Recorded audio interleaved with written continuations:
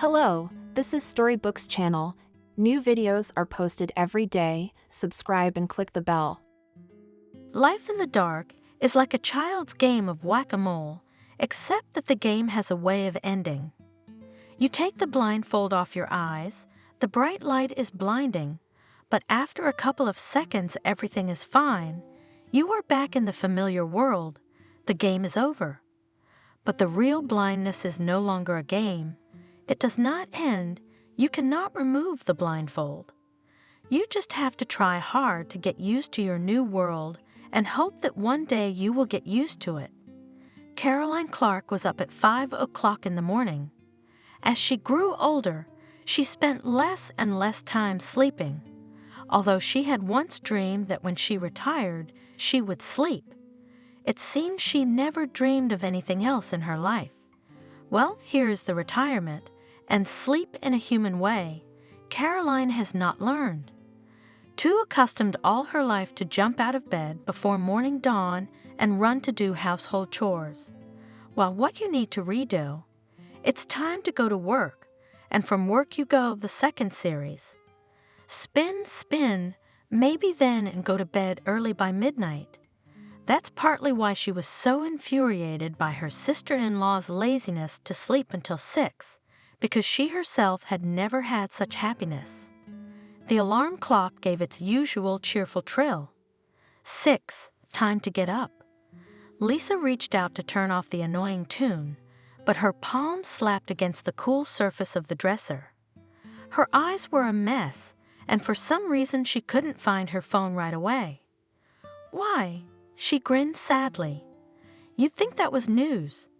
It was just that my eyesight had gotten worse again, and it had been happening all the time lately, so I couldn't even get used to it. As they say, not by the day, but by the hour, that is, by the alarm clock, Lisa fumbled for her phone and turned off the reminder. Squinting and trying not to panic, she glanced around the room. It was squalid. Really, really bad.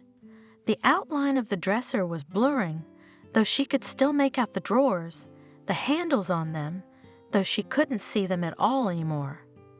The bright rectangle of the window, there it was, partially hidden by the curtains, but the patterns on them could not be seen. At least, not with the naked eye. But the closet on the far wall was no longer distinguishable at all, so big and inarticulate, a dark brown stain on the light background of wallpaper. Oh, and had to fight with her mother-in-law for this wallpaper. Caroline did not want to reconcile with her daughter-in-law's choice of light-colored wallpaper. They will turn yellow. In a year you'll re-glue them. We will. Lisa agreed nonchalantly. The mother-in-law pressed her lips together resentfully. She's a millionaire, too. You're used to shoveling money in.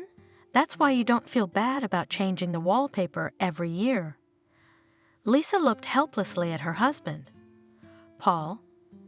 He decided to comfort both of them at once. He put his arm around his wife's waist and smiled at his mother. Mom will look at the wallpaper at the store and see if we can find a darker one. The kind we like. You don't need dark wallpaper, Ashole. You need variegated wallpaper. In the flower there, in the herringbone, and not boring and again beneficial. If where flies sit, or a spot will appear, will be invisible. Right suggestion, Mother. With enthusiasm supported Paul. Exactly, Lisa. Tomorrow we'll go and look at the colorful wallpaper. At least you are my son with brains. Satisfied Mother said, maybe you'll live somehow. Before leaving the room of the newlyweds, she once again looked at her daughter-in-law and shook her head sadly. You only, son, do not give your wife the will. When the door behind the mother-in-law finally closed, Lisa attacked her husband with a furious whisper. What do you mean, Paul? We decided together that we wanted light-colored wallpaper, didn't we? We did. Nodded. We decided together. And when your mom has her say, you take her side instead of supporting me. That's just the way it looks, Lisa," Paul said with affectionate condescension in his voice. "You're being superficial, short-sighted. My mom is an old-school person, not formatted for the new times. Right? Right. So what's the use of trying to change her mind? She won't change, and so, to avoid scandals, and for the sake of keeping peace in the family, it's best to do what? Agree and then do it your way. Tomorrow we'll go to the store, buy light-colored wallpaper, then say that the cute modeled ones were not found. Is that slick?" "Very," Lisa mumbled, though she disagreed inwardly. Why should she ever have to answer to her mother-in-law for her own choice of wallpaper? "Paul," she began without much hope, "couldn't we get our own place?" "There you go again. No, listen to me. You understand. Your mom is good, but here we think of ways to avoid quarrels, and she interferes in our personal affairs. It's unpleasant, but I have to bite my tongue, because it's her house, and she's the boss, and this way we'd live independently. Do you like to live like that?" Paul sighed heavily and turned away. "We've talked about this, Lisa." Slowly he said, "Mom is a lonely person. She's buried my father for 10 years, and I'm the only one she has left. If you and I move out, what will she be left with? Wander around an empty house and gradually go crazy. No one to say a word. I know she has a temper, but what reason is there to abandon a loved one? And she's old. She'll fall, for example, and you can't call anyone for help. You can't do that, you know." "I understand." Of course, she understood that Caroline Clark is a stranger to her, but Paul is her mother. It's understandable that he's worried about her. They managed to defend the light-colored wallpaper, though it was not without a scandal on Caroline's part, accusing her son of willessness and Lisa of stupidity. But now the wallpaper has served its purpose, and the cupboard stands out against it. "Lisa," my mother-in-law's voice came from behind the door. "Stop lying there. I heard the alarm clock. Get up, you lazybones." That's how her mother-in-law speaks to her, affectionately, warmly, and most importantly with deep respect. "I'm up now, Caroline." Lisa responded, "Thank you for reminding me." There was a tense silence outside the door. A second later, it exploded with a resentful cry. "Paul." As Lisa dressed, she heard Caroline complaining to her son in the kitchen. "Son, where did you find her? Such a rude girl. How much longer is she gonna be mean to me?" I tell her, "Lisa, honey, it's time to get up," and she tells me what? "Thanks for reminding me." Who is she after that? Talk to her. Explain that the husband's mother must be respected, or there will be no peace in the family. I will. Paul spoke with a full mouth. He was in a hurry to work, and therefore hoped to combine breakfast with listening to Mom's complaints. It was, predictably, not going well. Caroline couldn't stand it when anyone listened to her while she ate. She liked absolute attention. And the time of day and the needs of her listeners were in no way taken into account. Can you even put the spoon away when you're talking to Mom? You chew like you're not listening. No, I'm listening, but I can't put the spoon away, Mom. I have to go to work. Here we go. Sorry, Mommy, bye. Lisa entered the kitchen just at the moment when the mother-in-law, having seen her son off, sighed bitterly. He has no time to talk to his mother, so raise them, such ungrateful people. Feed, eat. Do not sleep through the night, all to them, and grow up, so they and listen to a native man is not willing. Maybe their mother needs something. Maybe it's her. When Caroline saw her daughter-in-law, she switched immediately. What a life you young people have. You lie in bed until dinner. But I remember getting up before dawn and run, go get water, splash yourself with ice water in the face, and like washed. Then prepare breakfast for everyone, wake them all up, sit them at the table, but you already grabbed something on the run, and that's enough from you. Yours are sitting sleepy munching porridge, and you're already standing at the mirror, painting your eyelashes. What have you got? A multi-cooker. And Caroline looked reproachfully at the device she hated, as if accusing it of the laziness and carelessness of today's youth. Lisa nodded with feigned understanding. Yes, that's right. My grandmother told me that all day long you only have time to spin around. But as long as I remember her, she was always so cheerful and well-groomed woman. Her hair was always done, makeup, and she had time to sew new dresses in the evenings. Caroline sighed, as if agreeing with her daughter-in-law's words, and Lisa was encouraged. Maybe at least this morning would be relatively calm. And here's the interesting thing, Lisa continued with inspiration. In the past, there seemed to be a lot of work to do, and everything at home was done by hand, and even diapers for children were not even available. But people were still somehow more cheerful, more energetic. It was an attempt to extinguish another outbreak of irritation, but mother-in-law was not so easy to spend. You are young people and would take an example from us, because you are all too good at talking. At Revenge, it's not like a bag of sacks. Somebody who understands. Lisa didn't listen. She wanted to eat breakfast, but she had to take a plate and a spoon. And she didn't want Caroline to see how uncertain her movements had become. Her mother-in-law had long ago noticed that Lisa's vision had become worse, but she had not yet realized the extent of the impending disaster. "Why don't you sit down to eat?" Caroline suddenly asked. "Do you have plenty of time to sit around?" "A carload." Lisa smiled.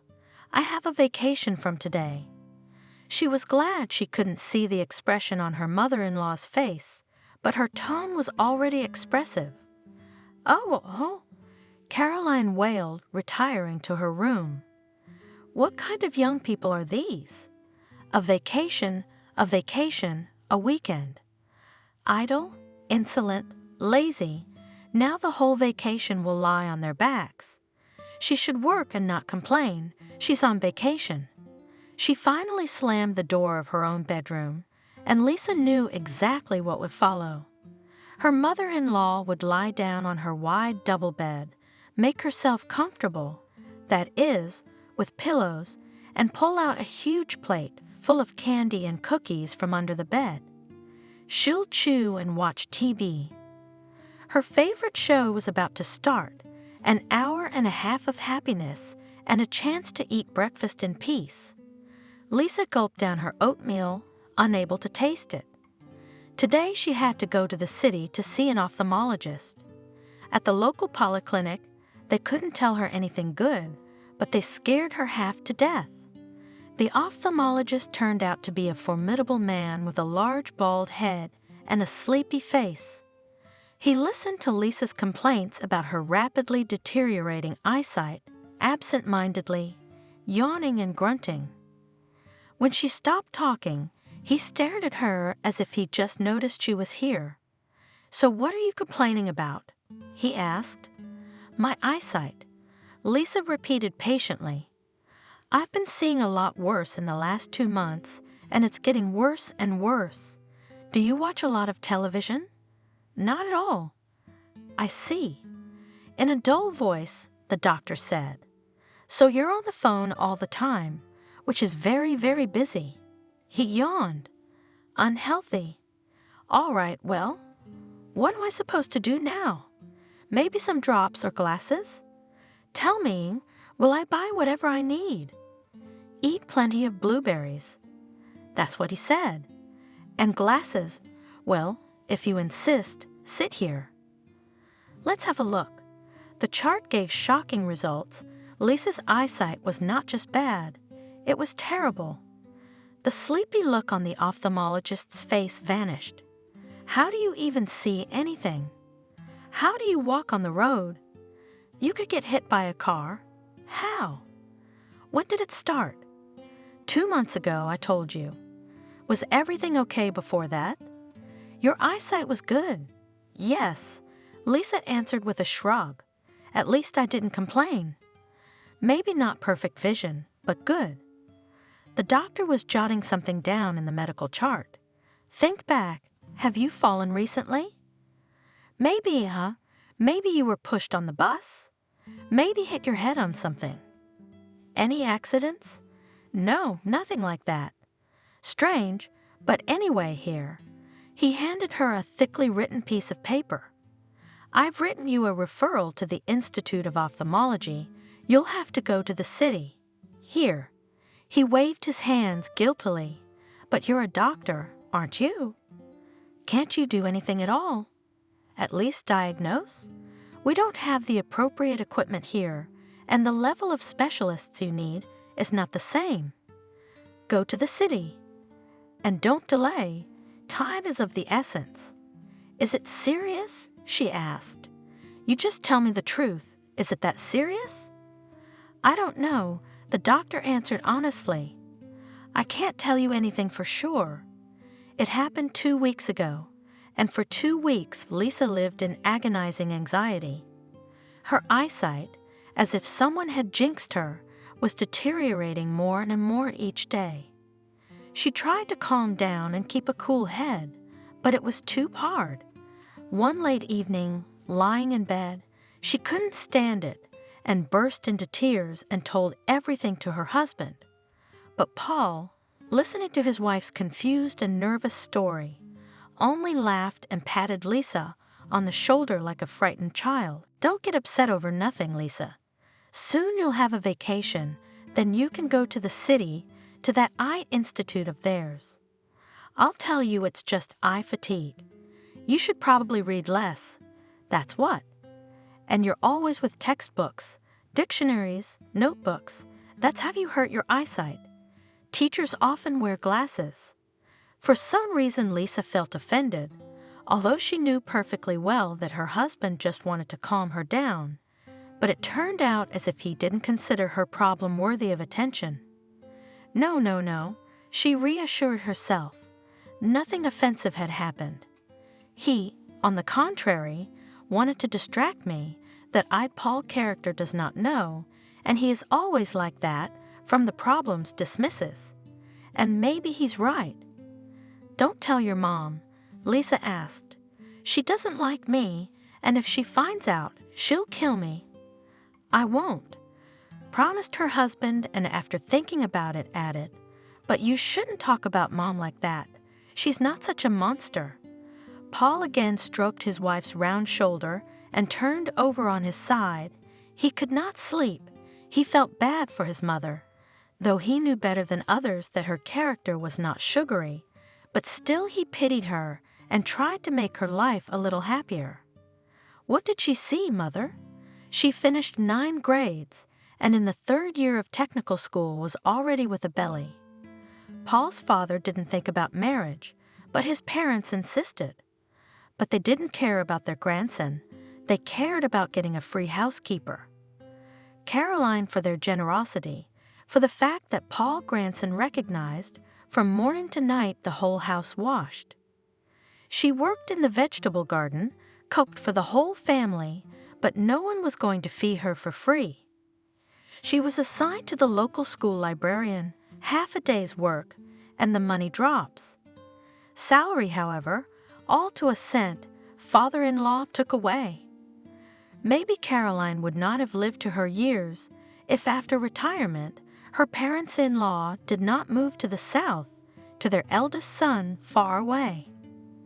They left the house to the younger one, of course, with strict instructions. In his house, be the master, do not give a woman a free hand, she has brains like a chicken. And my father strictly followed this rule, tyrannizing his uncomplaining wife. It was said that he cheated on her often, and as if he made one more son on the side, but Paul did not know anything reliably, and his mother did not want to find out. And only after burying her husband, who fell off the roof on a great drunkenness, Caroline was able to straighten her back and take her eyes off the ground. Here, It would seem, and freedom to you, live and be happy. But here a new joy. The son brought his wife into the house. Mother hated her daughter-in-law from the very first minute, but the desire to separate and live separately resisted with tiger fury. Paul couldn't understand what it was all about, but in time he did. Caroline was taking revenge, taking out all her anger on Lisa, on her mother-in-law, on her husband, who obeyed them blindly in everything. At the fate that had treated her, Caroline, so unfairly. Unfair, and for that injustice, for all that she had been through, Paul pitied his mother.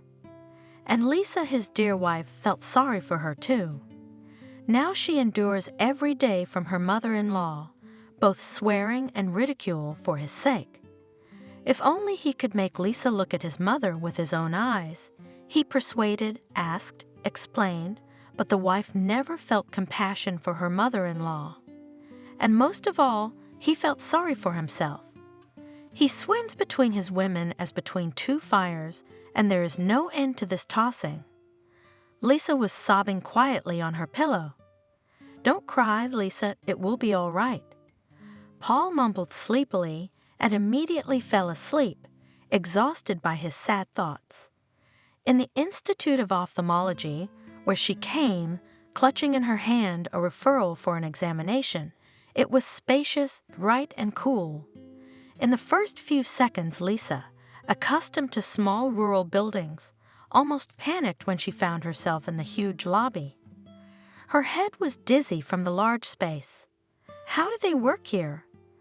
They must be used to it. But soon enough the anxiety receded.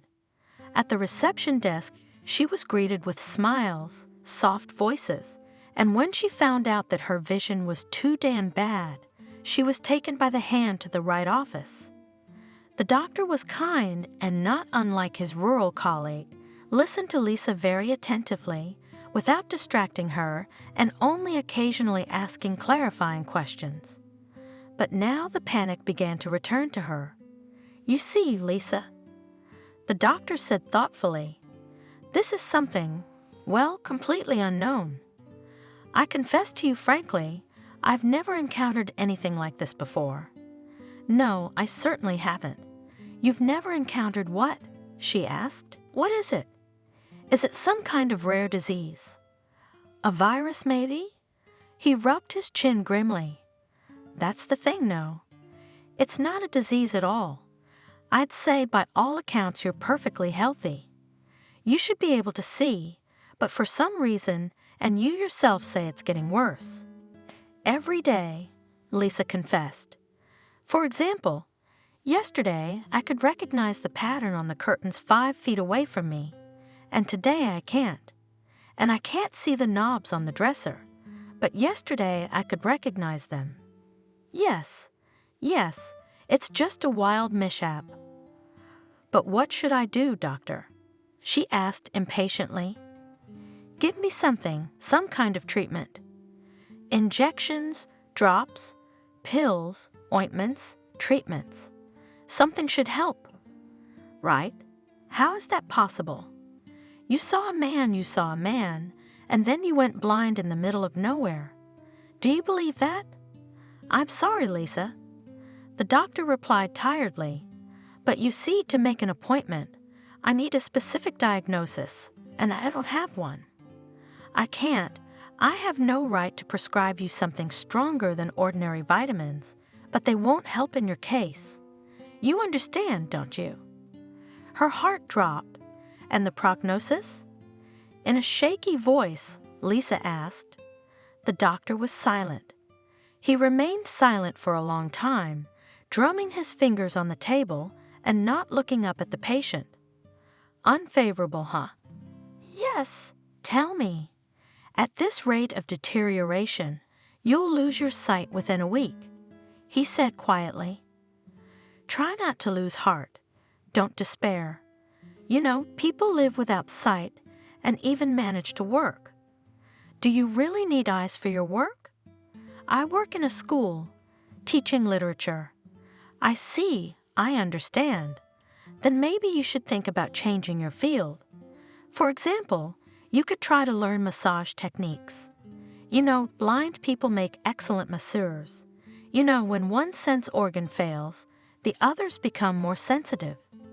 That's why blind masseurs have magic hands. And he, it was very noticeable, had a hard time consoling. Lisa understood him and did not judge him. How do you cheer up a man who in a week will be an invalid? Thank you for the counseling, she said, standing up. I'll be going now, thank you. Wait, the doctor stopped her. You're a villager, aren't you? I don't really believe that myself, of course, but what? Look for your grandmother. You know, there are witch doctors in the villages. Why don't you ask around? Try her. Will it help? Lisa grinned. It was so strange to hear this from a certified ophthalmologist with a scientific degree. How can I put it, Lisa? I know cases when official medicine refused at a complete dead end and semi-literate Bacchus coped. Why? Honestly, I don't know. Either they're closer to nature or they really know the unknown. I don't know, Lisa, but you should try it. There's nothing to lose. I don't think it'll be any worse. Yes, she whispered. Really, there's nothing to lose. The doctors can't help. Lisa took the bus back, and for the first time she felt long and dreary on the way home. It was raining outside the window. The bus was moving slowly, bouncing on the bumps, and the passengers were peacefully dozing, waiting for their stops. Lisa didn't want to sleep at all. She thought bitterly about her life, and then she was transported by thoughts to her near future, when she would have to relearn the world and learn elementary things. How would she learn to put on makeup, write a message, cook a meal, and after all, how would she find out the prices at the store, count the cash, and check the change? That was going back in time, back to the days when their Paul and love had just begun to blossom. Was there love? Maybe it had just dulled to someone who had given her a drop of heart and kindness. I wonder if she would have refused to marry him then, stayed in the city, continued to rent her one-room apartment? Of course, we can say that then Lisa would have been deprived of love and family happiness, but she would have been spared the need to move to the village, to endure the disgusting character of her mother-in-law, and would still meet on weekends with girlfriends, strolling along the brightly lit evening promenade, would brew herself a fragrant coffee and scratch behind the ears of her favorite cat. After moving into the house to Paul's mother, and the real coffee, brewed in a turbine, had to forget. Mother-in-law for some reason recognized exclusively instant drink, but seeing in Lisa's hands a copper turbine, read a whole lecture on the subject. Boiled coffee is for the bourgeoisie, and we ordinary people don't need such fiddles. In the end, she got so fed up with her lamentations that Lisa threw the cup away. Caroline was relieved, though not for long, and the cat had to be given to a friend. Lisa desperately missed her ginger bandit. She had picked him up as a tiny kitten, dirty and flea-ridden. And to give him hope for a happy new life, she named him Monsieur. You're going to be French, Lisa said, washing the squeaky lump in a basin of warm water. You will grow up serious, important, refined. Maybe you won't be handsome. I don't promise you that, but that's all right. But you will be the most charming. No one can resist you. And the kitten, as if accepting his mistress's prophecy as a guide to action, fulfilled it exactly. True, Monsieur called him not often. He was more willing to respond to music, but only in the new house he did not have to take him. On this occasion, Lisa was upset to the extreme. Mommy is terribly allergic to fur. The fault, Paul explained. Snot runs down her throat. She sneezes all the time. Isn't there somewhere you can put him? Good hands, of course. On the last day before we left, Lisa put music in his carrier and put his bowls and toys in his backpack. Don't worry, her friend urged her on. "He will settle in well with me. We will feed him, take care of him, love him, and in summer we will go for walks, of course on a leash." Lisa nodded sadly and smiled. She knew it was all true. The cat would be taken care of, but she couldn't forget the cat's eyes. He looked so shocked, as if he couldn't believe that his beloved owner had decided to leave him. At that time, Lisa thought she had no choice. She was so in love, and like every woman in love, she was ready to do anything crazy just to be near her prince. And now she was sadly asking herself, was it worth it? And the answer she had to give herself was not too cheerful. Paul's husband seems to be a nice, sweet, definitely a nice guy for whom nothing is dearer than peace and quiet in the family. He's so big and warm, you want to wrap yourself in him like a blanket and bask, bask, bask.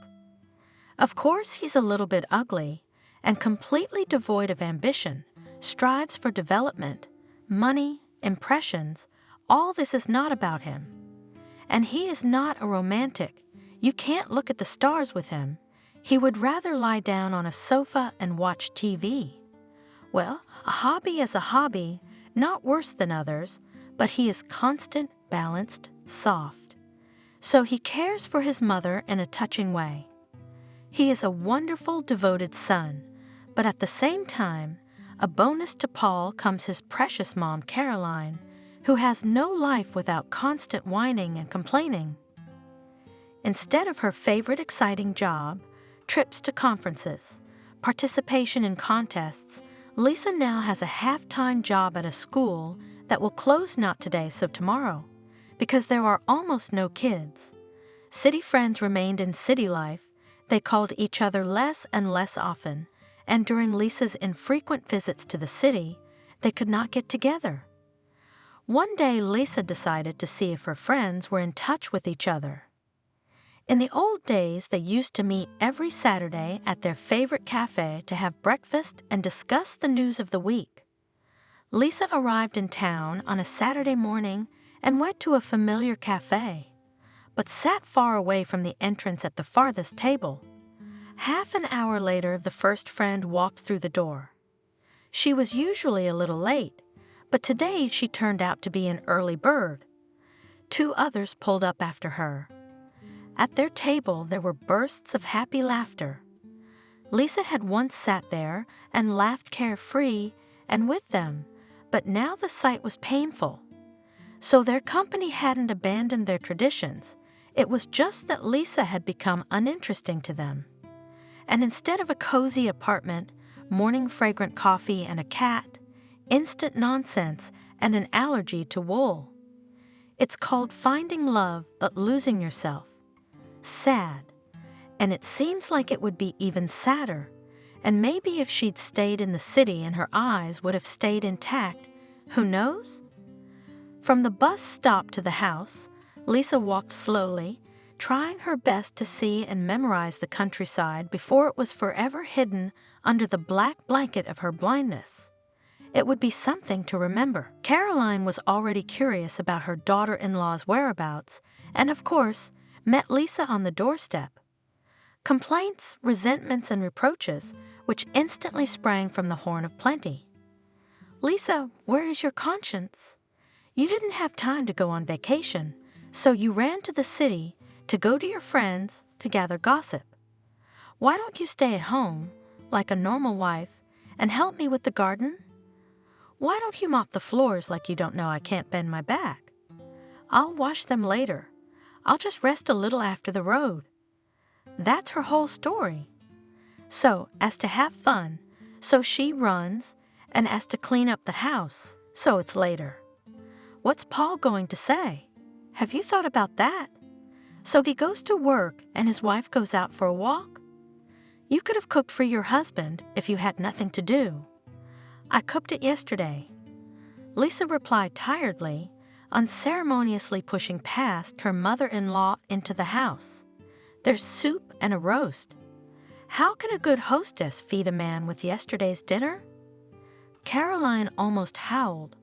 She really did not like such a calm, almost indifferent reaction of her daughter-in-law, and she intended by all means to get a good squabble. "I saw your soup and roast yesterday, and I almost felt sick. Who cooks like that, Lisa? You chopped up everything in a pot, just chunks of it." "What? Not neat. Did you chop the potatoes with an axe? It's sickening. Don't look." And how not to look if Paul is sitting in the kitchen, poor tortured, eating, and he has eyes like a beaten dog? A wife. He told me it was delicious. Here I am, for example, I've lived 30 years with my husband and never once fed him yesterday, every day cooked anew, so that everything was fresh and baked goods every day. Every day is bad for him. And I wasn't lazy like you. You married, so be kind, be a great hostess, so that everything was cooked and that everything at home was clean, or else look, your husband will find another one.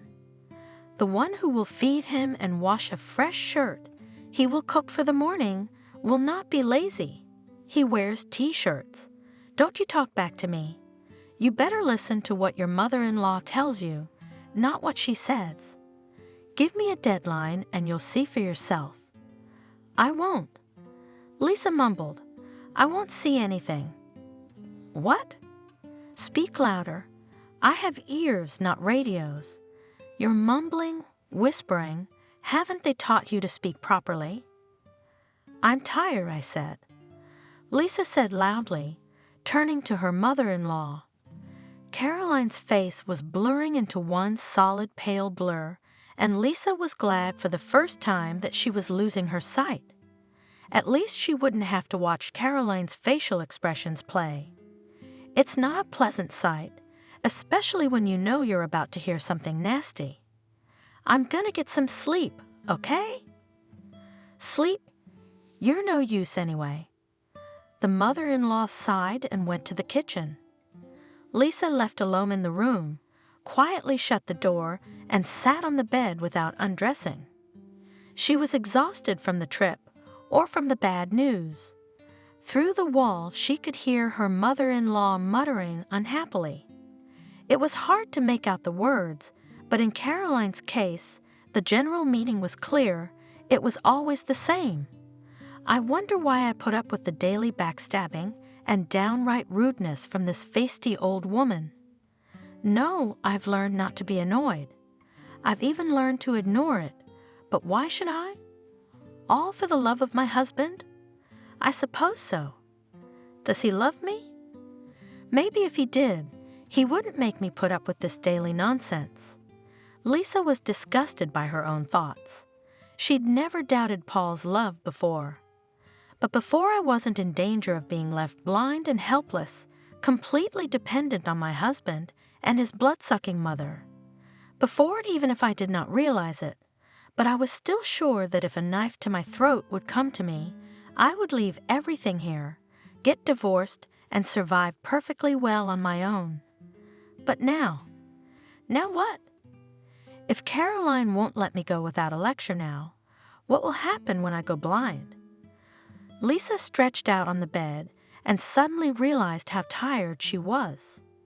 There was the long journey to the city and back, the doctor's disappointing prognosis, and the thoughts that were monstrous in their clarity. I'll think about it, but first I'll get some rest.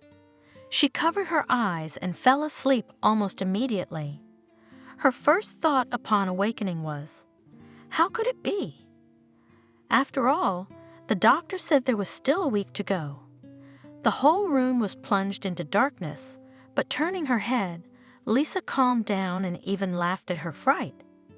It had just gotten dark while she slept, with a young moon shining through the darkened window. What time was it? And why wasn't Paul back yet? He said he was only working half a day today, and already. Lisa looked at the screen of her phone. 12:30 and no message from her husband. She tried calling, but Paul's phone was off. Lisa, without letting the phone out of her hands, quickly went to the kitchen. Caroline must be awake. She could never get to sleep before 3:30 in the morning. Her mother-in-law was drinking tea. When she saw her daughter-in-law, she let out a long sigh. "Oh, oh, the queen is awake. Why did you work so hard that you fell asleep in the middle of the day? Did you carry sacks of potatoes?" "Maybe." "Caroline." Lisa ignored her mother-in-law's greeting. "Paul's phone's off. I'm worried. Did he call you to say he's late?" "No, he didn't." The mother-in-law answered calmly and took a sip of her drink. "And you're not worried?" "Me?" Caroline's voice was surprised. "Why should I?" "You're the one who sleeps on your back legs. You don't think about your husband, and I know where my son is." "Then where is he?" Lisa asked, barely containing herself. Caroline did not answer at once. She waited and waited and waited for her spectacular pause, and carefully rustled something paper. "Probably a candy wrapper." "And you sit down," she said at last. "Sit down, Lisa. There's no truth in feet. Let's talk to you one last time." "One last time." "What's she doing again? Is she going to die?" Lisa, in order not to cause another outburst of pathetic babble, obediently sank down on the chair. The mother-in-law kept rustling her fanatic. "I always knew you were a fool." Caroline stretched out. "And the main thing on Paul will not be offended that such a one chose. I taught him how to marry, son." I said, "So take the one that is dumber will be. From the smart is of little use, they are created for other things. For their universities, for scientific husbands. But you, a country boy, need a wife to obey you and take care of your family and children." "Yes, that's how I taught him." "So he chose you for a fool, but he was wrong. There's no such thing as stupidity. You should have taken a woman who's happy to take care of the house, who's happy to take care of her husband and his mother. My Paul married wrongly. He should not have chosen you." "Where is Paul?" Lisa asked in an icy voice. "You know where he is, don't you?" The wrapper rustled again. "You're just pretending that everything is fine. You think I'm out of my mind? You think I don't know you can barely see now?" I know. It's been a week since I switched your mug with another one, and you don't even know it. I know you went to the doctor today and not your friend, so what good did they say? What's that got to do with it?" Lisa was indignant. "I was asking about Paul. What's that got to do with my eyesight? What does it have to do with your eyesight?" The mother-in-law grinned. "You've got a certificate with signatures and a stamp, and what does it say?" "That you'll be blind soon." "Why?" Lisa asked, slowly getting up. "Were you going through my things?" Only now she realized that Caroline had not been rummaging through Caroline's things, but the doctor's report, which she had brought in her bag and left in the hallway, hanging it on a hook and forgetting about it. Even after living with Caroline for 2 crazy years, Lisa had never imagined that her mother-in-law could rummage through other people's things, and her mother-in-law, meanwhile, had brazenly got into her bag and was not even ashamed to admit it. "Who gave you permission to do that?" "And I do not ask permission from anyone. I am in my house myself, mistress." "So I'll tell you something, my lovely daughter-in-law. Paul found someone else a long time ago, and he told me everything honestly, and now he's with her." "I didn't dare to tell you. I kept saying I felt sorry for Lisa. She loves me. And now I'll tell you, not him. A wretch like you can only live out his life in a stable." "In a stable, Lisa, not in a decent home. So get out of our house, Paul, and don't bother my eyes. Go now while I ask you to, and if you don't, beware." "Why should I beware?" Lisa asked with a grin. "Not you. Not me." The mother-in-law smiled venomously. "You should be afraid of your infirmity, not of me, because you are blind. What if you mistake coffee for poison? Oh, what shall we do then? Her face became serious. Without any mocking intonation, Caroline said very firmly, "Go away, Lisa. Go today now. Paul will come back, and I'll tell him you left him. I'll tell him that she's gone back to town, to her dissolute friends." "Damn you!" Lisa's voice broke out. "You have no shame, no conscience, that's all right, but no heart. Do you think he'll forgive you? You want to decide everything for your son, to control his fate like a toy." I wanted to. My mother-in-law readily agreed, and decided. "My son, that's for me to decide. And remember, my dear, no one but a mother can know what's good for her son. You don't have any children of your own to talk to. Well, you better go pack your things, or Paul will probably be back soon." "Choke on my stuff," Lisa shouted. She ran out into the hallway and grabbed her bag from the hook. "Give it to your new daughter-in-law. It'll be cheaper," she added, and kicked open the door and left the house. Her first impulse was to stay here and wait for her husband to return. Let him look her in the eye, let him confess everything, or let him finally see what his mother was doing. But after a few seconds, Lisa realized that she would have to give up on this plan. She'd have to give it up so she wouldn't cry later. Let's say she stays here. Let's say she waits for Paul. And then what? That's what she's gonna tell him. "You know, Paul, your mom told me to get out of the house and told me that you have another woman." Very distinctly, clearly, as in a picture, she imagined her husband first lowering his thick, bushy eyebrows in surprise, and then shaking his head, disapprovingly, as if to say, "It's not good, as it turns out." And she already realizing that Caroline was not lying, she will still stand there and look at her husband with a bad, desperate hope. For what? Well, he'll say, "Since you know everything now, I've been thinking how to tell you myself. It's a pity, of course, that my mother beat me to it, but don't take offense at me, okay? This is life, not a fairy tale, not a movie. It happens a lot. You're good, kind, fair, but we don't fit together, and it's nobody's fault, I'm sorry." And his face will be so guilty and kind that she is likely to cry, and then for a long, long time cannot forgive himself and him this humiliation. And if there is no mistress, then what? He will go to his mother, and she, of course, will lie that she did not say anything like that, and could not have said anything like that, because Lisa is like a daughter to her. And whichever of them Paul believed, Lisa would still feel bad. Paul will start to persuade his mother not to quarrel, because they live in the same house, because Mom can't be left alone, and because her character is already formed, you can't change it. Well, and other nonsense, which, if you look at it in theory, like and not so stupid, but only to real life, it is not always adapted. Because theory is one thing, but practice is quite another. And then Lisa will have to return to this house, and she will not be able to forgive herself for such a humiliation for a long, long time. I've been having a lot of luck with stalemates lately. Lisa knew perfectly well that her mother-in-law was lurking like a mouse behind the curtain at the kitchen window, watching where her daughter-in-law would go. Will she sit on the doorstep like a dog or knock on the door and ask to go home?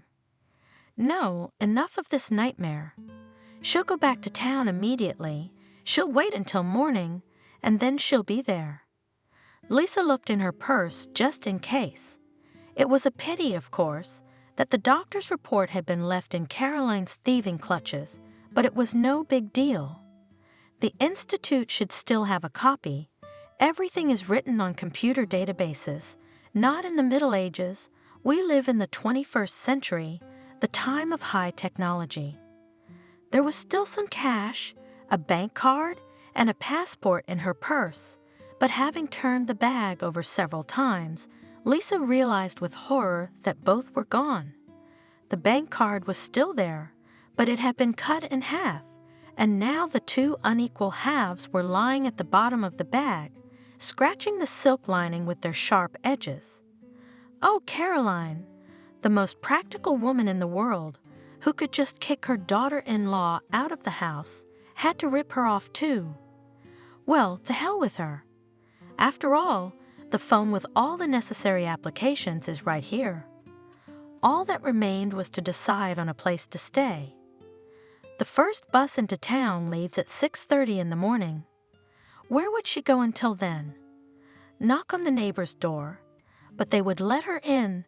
There's nothing to talk about, but they would start asking questions, and she couldn't answer them now, and the whole village would be talking about it the next day. I'll sleep at school tonight, Lisa decided. Of course, it was summer and night, but the watchman should be there. He would let her in for sure. She didn't want to explain to the watchman, whose name was Bob, the reason for her night appearance, but on the other hand, she wouldn't sleep at the bus stop. And Bob had little interest in gossip. He had only one interest in this life: alcohol. As the summer twilight began to lighten, the school looked intimidating.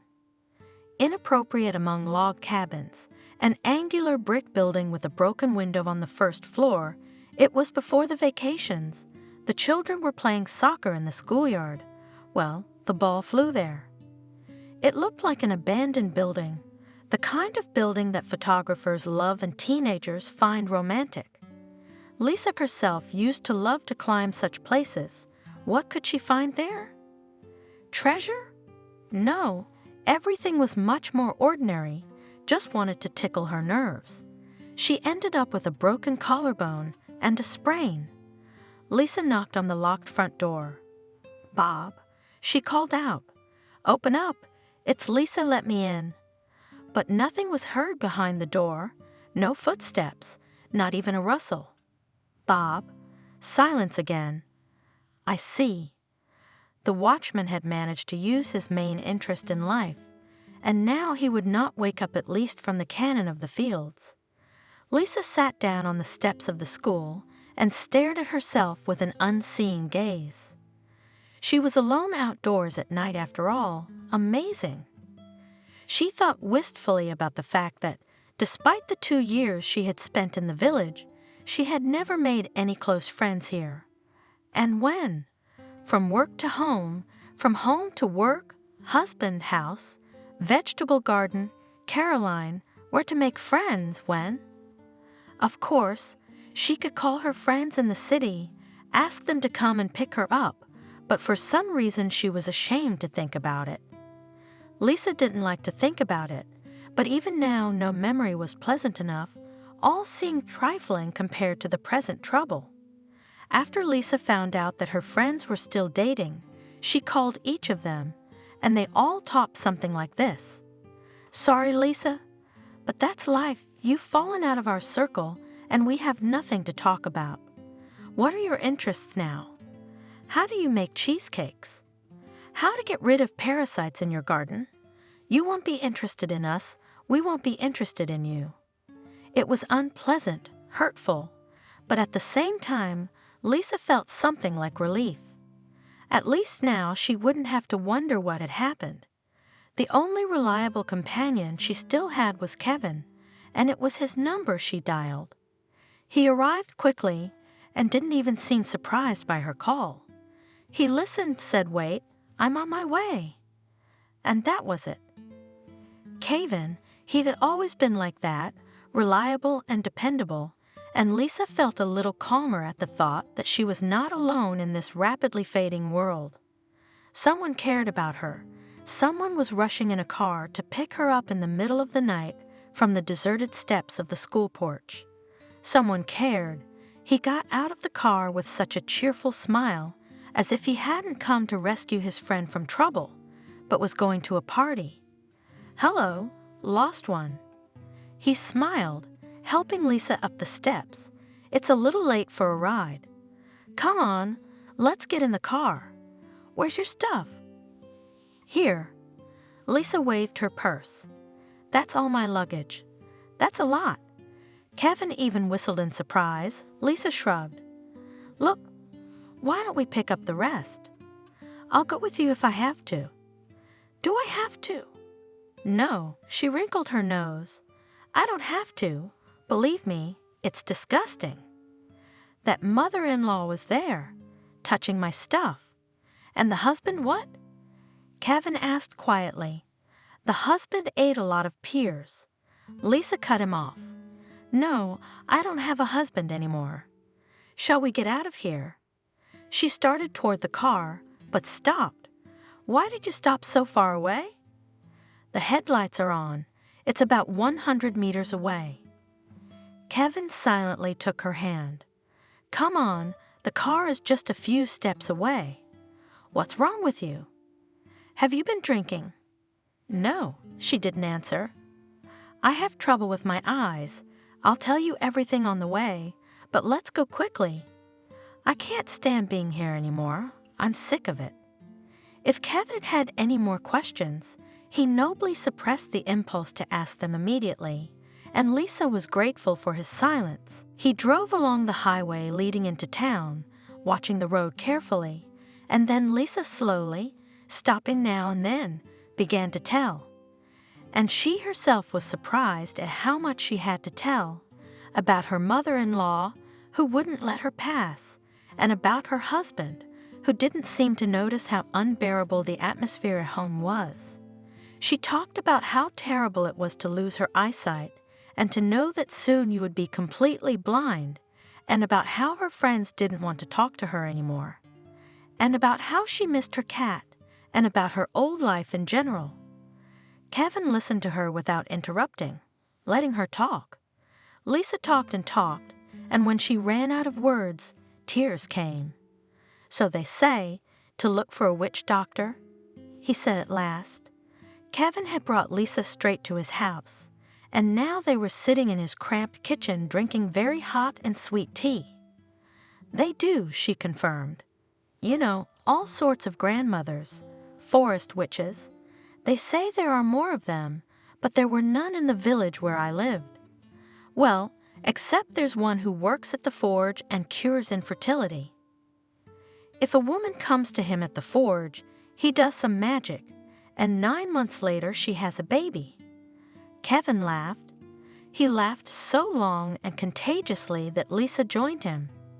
Good for you. At last Kevin said, wiping away his tears, Oh, well done. You can see at a glance that it's a strong sorcery. Tell me, does he take money for the treatment? No. Lisa laughed again. He says that for such a fee you cannot take, or you will not be able to heal. And they laughed again.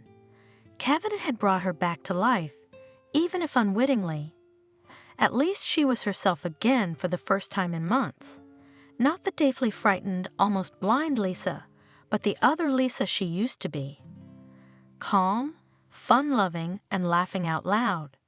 For a second, it even seemed to her that she had gone back a few years, and a lazy, lazy music was about to enter the kitchen. Her nostrils would smell the subtle aroma of fresh coffee and Paul. There was no Paul. There was no Paul. She tried to see Kevin's face, but nothing came out, just a speck of light and a cloud of red hair. No, there's no going back in time. It was just a dream. I'm probably gonna have to retrain now, said Lisa. I'll have to make money somehow. The doctor said blind people make good masseurs. It's good that you're making plans.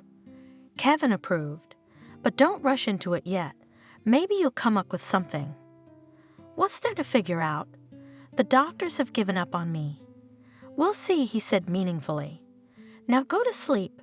The time is already 4:30 in the morning, and you and I have arranged a meeting. We'll put you on my bed, and I'll sleep on the sofa in the living room. Lisa did not object. Lying in bed, she was surprised to realize that she did not regret what had happened. On the contrary, it was as if a stone had fallen from her soul, so easily and freely. It even felt like her eyesight had returned a little, but it was just a feeling, wasn't it? Lisa, Kevin called to her softly from the living room. "Not cold out there." "Here we go," she laughed. "Stupid." Kevin was not indebted to her.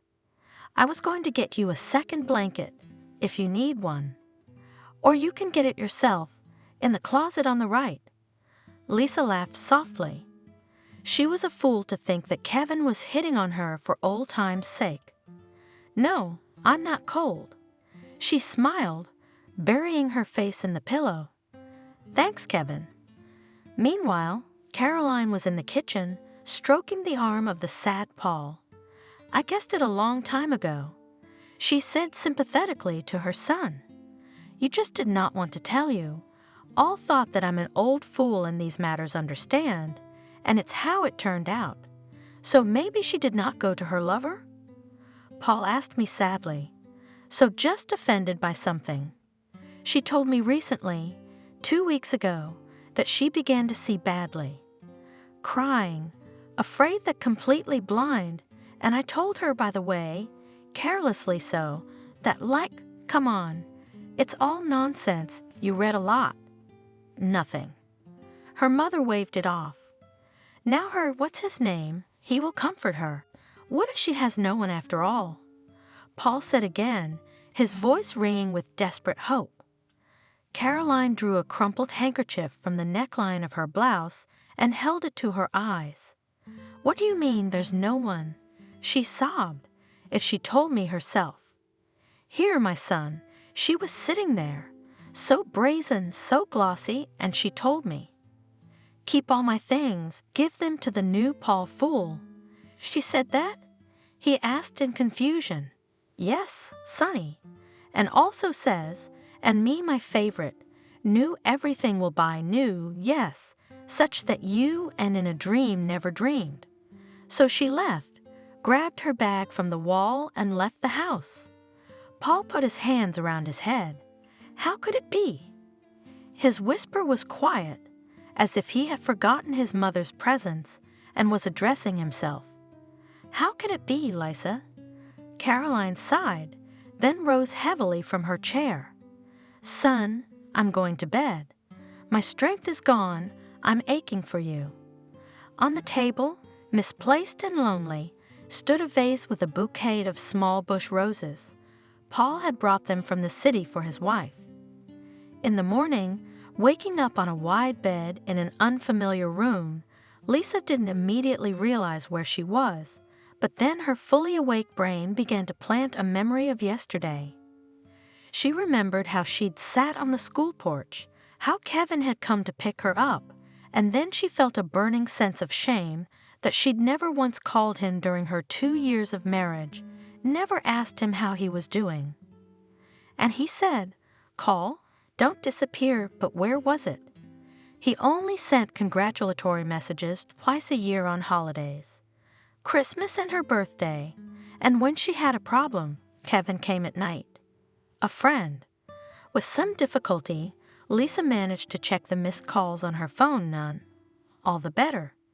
After last night's story, Lisa didn't feel like talking to her husband. And about what? The impending divorce? They have no children, nothing to divide. Paul will be subpoenaed. No other topics of conversation, none.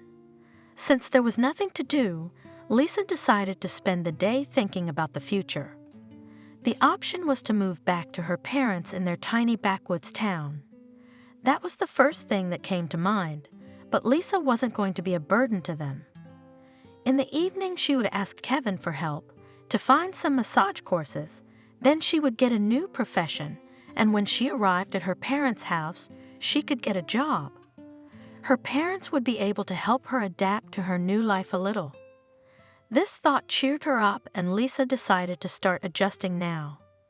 She got out of bed and, closing her eyes, groping along the walls, walked around one room after another. At first, she was a little afraid to move blindly, but as the doctor had promised, the sensitivity of her other perceptual organs had sharpened for lack of sight. Lisa noticed that she could distinguish the textures of stone, wood, plaster walls, metal faucets better than before. She liked the kitchen table the best. It was real wood and was pleasantly warm. Leaning lower over the countertop, Lisa could catch the faint, muted smell of varnish, the scent of pine forest. She was immediately reminded of her childhood, of her reluctance to go into the woods with her parents. She remembered so clearly the odors of pine needles, the resin that froze in viscous drops on the cones, the fire, that for a brief moment she was able to feel it right here in the kitchen of the city apartment. Then she began to relearn the telephone. First of all, she should forget about manual typing. Only voice typing for now. Lisa tried recording a few voice messages to herself and was generally satisfied. Her voice in the recording was very pleasant. The next task she came up with for herself was to try and carefully make her bed without opening her eyes. The biggest challenge was the bedspread. When Lisa didn't try, and she couldn't get it straightened properly, one corner hanging down the other. Desperate to cope with such a difficult task, Lisa tried simply folding the blanket, corner to corner, but she encountered many obstacles along the way. "I'll learn anyway." Stubbornly, she gritted her teeth as she fought with the blanket. The whole day flew by in such simple, but now newly challenging tasks. In the evening, Kevin didn't come home alone. "Meet Lisa. This is my grandmother, Vanessa." "Hello." Lisa said hello. She couldn't see who she was addressing. Her eyesight wasn't worse today, thank God, but it wasn't better either. She still saw only vague outlines of objects, but she was glad of it. Judging by the size of the outlines, Kevin's grandmother was a tall and full elderly woman. "My name is Lisa. Grandma Vanessa." She heard a cheerful female voice. "You sit, don't get up." "Kevin?" "What, Grandma?" "Get out of here. Stay in your room until I call you." Lisa bit her lip. She felt that Kevin had brought her grandmother for a reason, and it made her feel very insecure. When she heard her friend's footsteps receding, she smiled at the big blur named Grandma Vanessa. "Would you like some tea?" "I'll pour some," Sadie said. A strong hand lay on her shoulder and pushed Lisa back into the chair. "Sit down and be quiet. I need to look at you." Lisa obediently remained silent. The hand that nailed her to the chair smelled of herbs. There was peppermint and a subtle note of lavender and some other almost indistinguishable but very pleasant odor. Baba Vanessa did not utter a sound. She took her hand off her shoulder but didn't move a step away from her. She was probably looking at her. Lisa remembered that a long time ago, Kevin had said that his grandmother was a real forest herbalist and that everyone went to her for treatment, even injured animals who tried to crawl to Vanessa's door, and she nursed them all back to health, no matter if they were human or animal. Then Lisa let the story pass her ears, even thought that Kevin had made up such a colorful relative. It turned out that Kevin had not made it up. He had told the truth, and she had been a fool not to believe it. It was very uncomfortable to sit like that, not moving and not opening her mouth. But in a few seconds, Lisa felt a slight warmth on her face, as if someone's invisible, but obviously kind, caring hands touched her temples. Obedient to this pleasant warmth, she closed her eyes, and tiny golden sparks immediately flashed under her eyelids. "Sit, sit, sit." Vanessa murmured and put her palm on the back of Lisa's head. "Sit still. I'll look at it again." Lisa did not move. "I see. Everything is with you, girl." Vanessa spoke softly and shouted in a strong, loud voice. "Kevin, come here. It's okay." "Here I am, Grandma. I have a bottle of water in my bag. Take it out. You will wipe her eyes with it every night. And when the water runs out, she'll see." "That's it?" Kevin was confused. "You don't need anything else?" "Yes." Vanessa laughed. "At least give me some tea. I'm thirsty." Kevin also laughed briefly. Lisa, your doctor was right. Medicine failed, but my grandmother did it easily. Grandma Vanessa. Lisa decided to speak up. What's wrong with me? The doctors couldn't diagnose me. And they won't. The herbalist answered. The spoil on you is strong. Doctors do not treat it. We can do it and do. And who? She couldn't see, but she could clearly imagine Vanessa shrugging her shoulders. I don't know, but I'll tell you this. Who put this spoil on you will soon stop seeing. As soon as you find out who of your acquaintances has gone blind, it means that it is him. Lisa felt uncomfortable with the lightness with which it was said. She squirmed in her chair and suggested, How about I rub my eyes for the first time right now? Let me help you. Kevin moistened a cotton pad with healing water and gently dabbed Lisa's eyes. Water and water. When she opened her eyes, nothing had changed. Is this really going to help? She asked Kevin as he walked her grandmother home. I think water is water. It will. Kevin said with conviction. Maybe not right away, though. As Lisa fell asleep, she tried to figure out if the living water would help.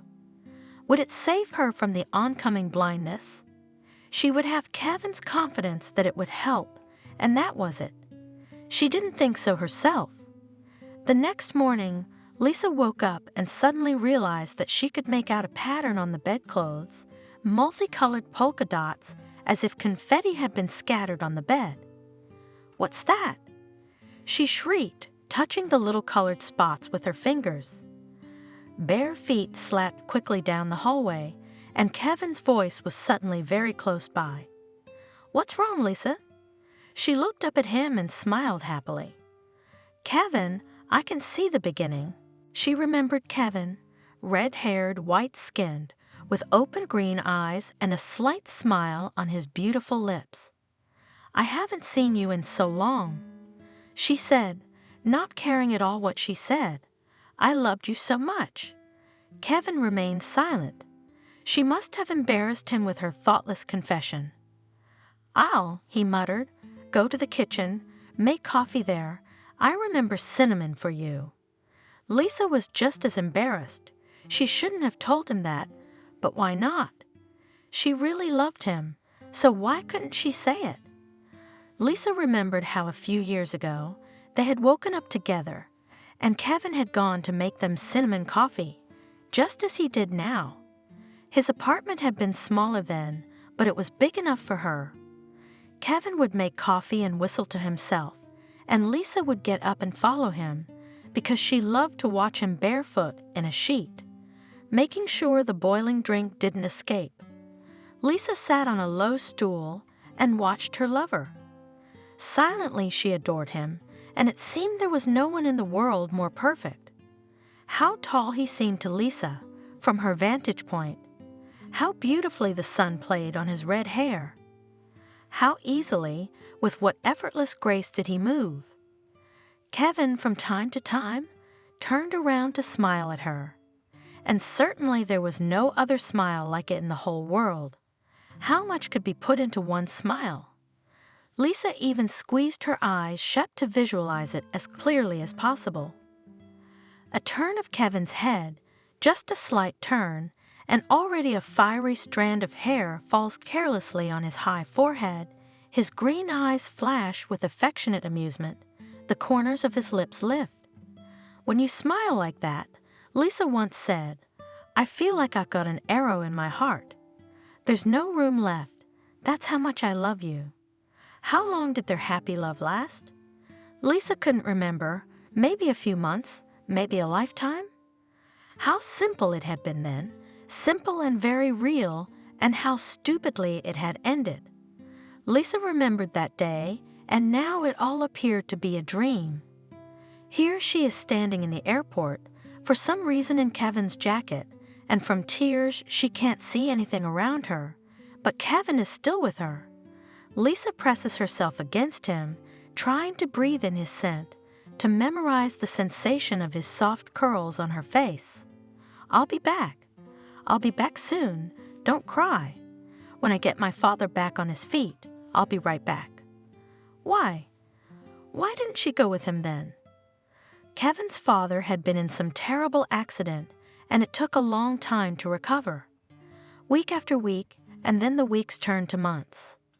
Kevin called her every day, but there was nothing comforting to report. So far, things were still a little creaky. "I guess I'll have to stay a little longer." "Don't be mad. I miss you so much." And Lisa wasn't angry. How could she be angry with someone who was her whole world? But with each new day, it seemed to her that drop by drop, joy, fun, love were leaving her life. She was less and less interested in work, movies, hanging out with friends. Once at the very end of her vacation, just out of desperation, Lisa signed up for a one-day excursion and then promised herself never to do it again. The excursion was so boring that Lisa could hardly wait to get home. The quiet fall days dragged on, and Kevin never returned.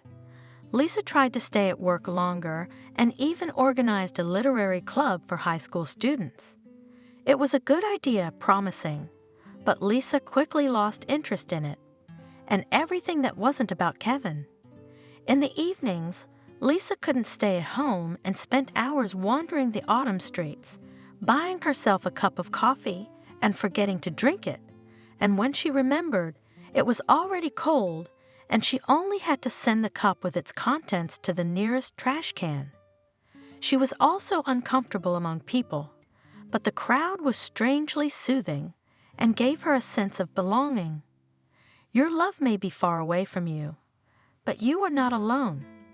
Tired of walking the streets and looking at shop windows, Lisa sat down on some bench and looked endlessly at the sky, hoping that the sun would peek through the blue clouds for a second. But it seemed that the sun was carried away by her beloved in his hair. And then, when Lisa had given up all hope of seeing Kevin, Paul appeared. He noticed the lonely girl sitting on a bench on a windy evening and could not pass by. Her face was too desperate, like a frozen mask of longing. Lisa remembered well how Paul had persuaded her to go to a coffee shop, bought her some hot tea, made sure she drank it without waiting for it to get cold, and then walked her home. All the next week, when he came home from work, he would stop by to bring her cakes, give her a flower, or just sit with her in the kitchen. That cold fall, Paul warmed her with his simple, uncomplicated kindness. The calls from Kevin were beginning to annoy her. Lisa still loved him, longed for him, but suddenly it seemed that he was just stalling, and in fact his father was long gone, just like Kevin there, in the distant northern city. That's why he's in no hurry to come home. And maybe he has already got a girlfriend there. How, after all, a young and healthy man can endure so long without a woman's attention? Or did he even get married and say nothing? And Paul wasn't that appealing at all.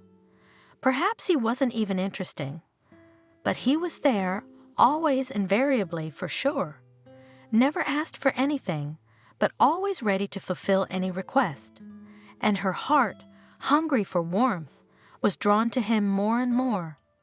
She promised him nothing, and he was willing to wait as long as it took. Not complaining, not resenting, not grumbling. The day Lisa had already packed all her things and was just waiting for Paul to move with him to the village, Kevin suddenly showed up, although the word "showed up" would be more appropriate. He came without a call, without a message, hoping to surprise his beloved, but the surprise was waiting for him. "I'm getting married." "Simple," she said. "I'm waiting for my fiancé to come and pick me up. I've already taken the cat in, and he's going to live with Kathy." Kevin nodded thoughtfully. Is that the tall girl, the black one? From your Saturday night club? She is." Lisa shivered as if from a gust of icy wind. The words, empty and indifferent, courteous. All of them seemed to fall through, like a coin in a piggy bank, rattling away, but nothing important, Nothing really important was said. And then Lisa made up her mind. "I'm sorry, Kevin," she said. "I really loved you and waited for you. But I didn't. You never came back and neither did I." "I couldn't come back sooner," he interrupted. "You know that." "Yes, I know, but I guess I was just tired, not of living, but just waiting and waiting and waiting. And when he came along, I realized I could live my life. My life, not just waiting for you to come back. Do you understand me?" Again, the same slow, thoughtful nod. "I understand. I guess I do. And you're not angry with me." "No, I hope everything works out well for you, Lisa. Call me, don't disappear. So much for that." She thought as she looked at his tall figure.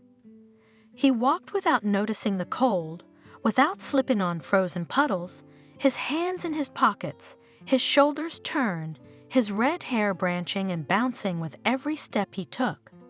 Lisa kept waiting for him to stop, to turn back, or at least stop to wave at her, to smile goodbye.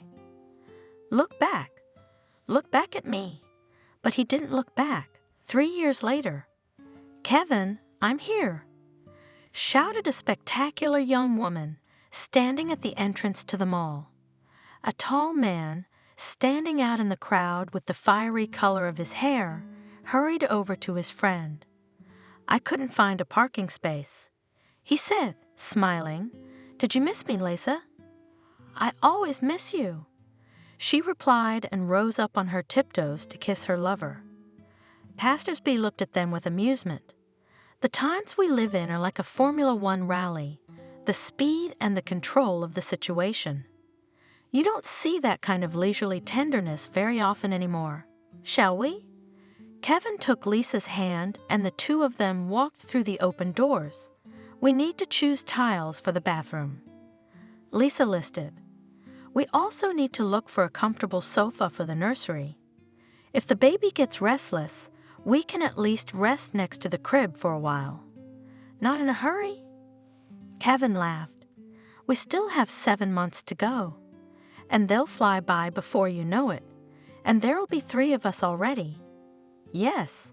They heard a voice behind them and turned around. Paul, already quite worn out and weighted up, was standing behind them and was fiddling with his phone. "Time flies by," he said, shrugging his shoulders. "Sometimes it seems to you that your wife left you only yesterday, and then, as you think about it, it's been 3 years. Lisa tensed slightly and instinctively covered her stomach with her palm.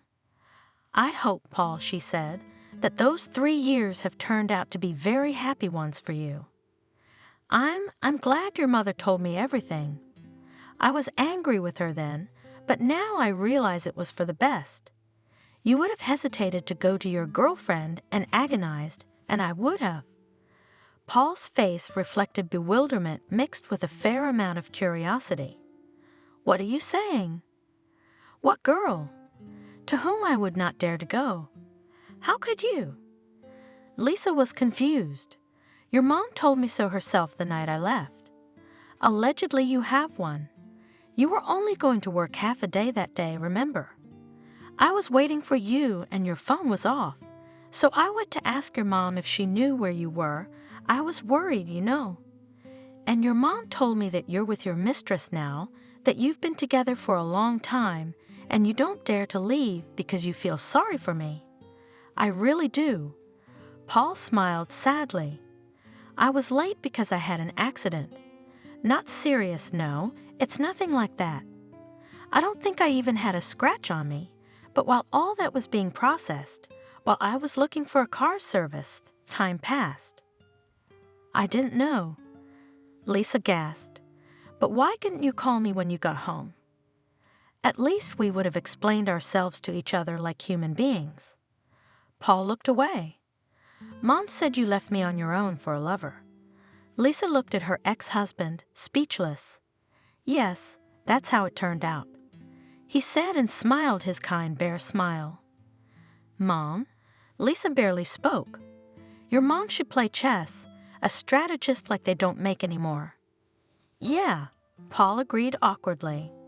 Kevin, who had been silent all this time, tactfully reminded himself. Lisa, I'll go and look at the tiles, and you two talk. I'll meet you in the cafeteria, okay? He's not offended. Paul asked. He won't be jealous. Lisa shook her head. No, we're too expensive for each other to be jealous. Kevin knows I'm nowhere near him now. She smiled, remembering the day she had her final epiphany. It was early morning, and Kevin was barefoot and wrapped in a sheet, making them coffee.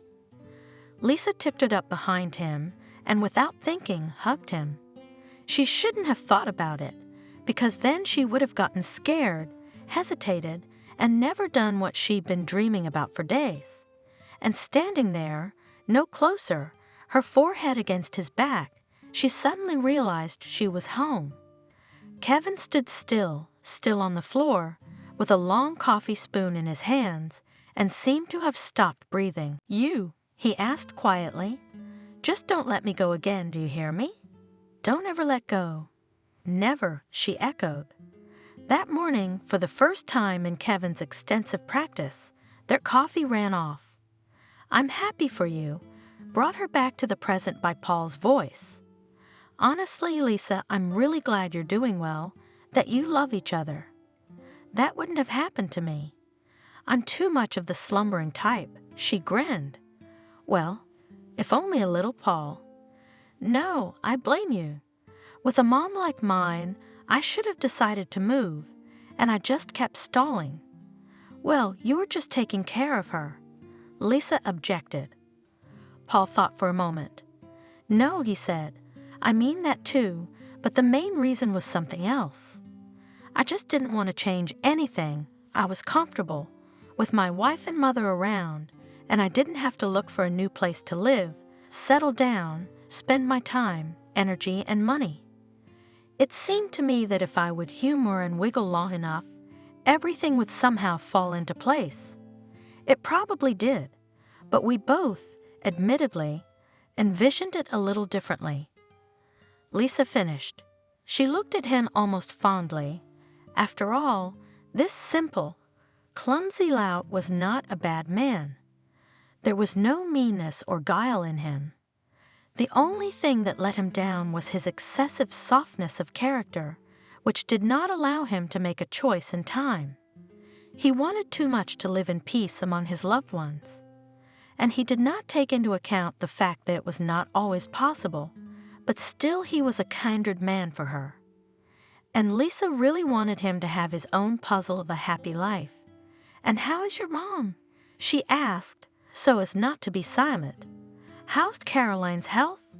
Yes, not so good, Paul admitted reluctantly. You know, after you left, my mom suddenly started to lose her eyesight very fast. The doctors couldn't do anything. They just said it doesn't happen like that. And after a month, she went completely blind. Oh, Lisa burst out. Yes, but you know it changed her a lot. She gets along very well with my second wife. Praises her all the time, says how lucky she is to have a daughter-in-law. She keeps telling me how lucky I am to be married. I don't even recognize her sometimes, and on Sundays, she always asks me to take her to church. She prays a lot. I was even a little worried at first.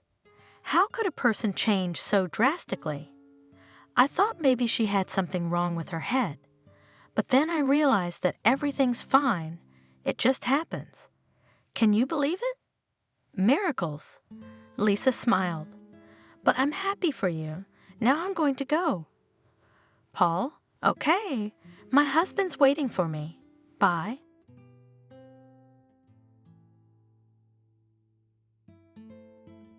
Subscribe and click the bell. Julia. She had long ago gotten used to the fact that some envious people in the village called her a cripple. What can I say? A wheelchair has never made anyone look good. Well, what could she do then? She vaguely remembered the time when she was young and happy with her own husband. Peter, the couple married in their third year of medical school. She an up-and-coming internist, he a dentist, the hope, so to speak, and the brightest minds in medicine, but had lived together for a long 5 years after their marriage.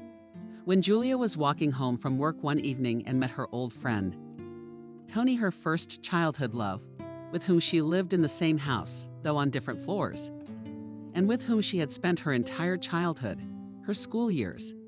And then you met him and married him. Tony often blamed her for Julia marrying Peter and moving to another town. Tony, but you know I love him. And you're my best friend. I invited you to the wedding, by the way, and you never shut it up. Who's supposed to take offense to that? Come on, you know how I feel about your husband, don't you? I don't. After what he did to you on the 3rd or 5th date, I'm sorry, but you should have thought about it by now.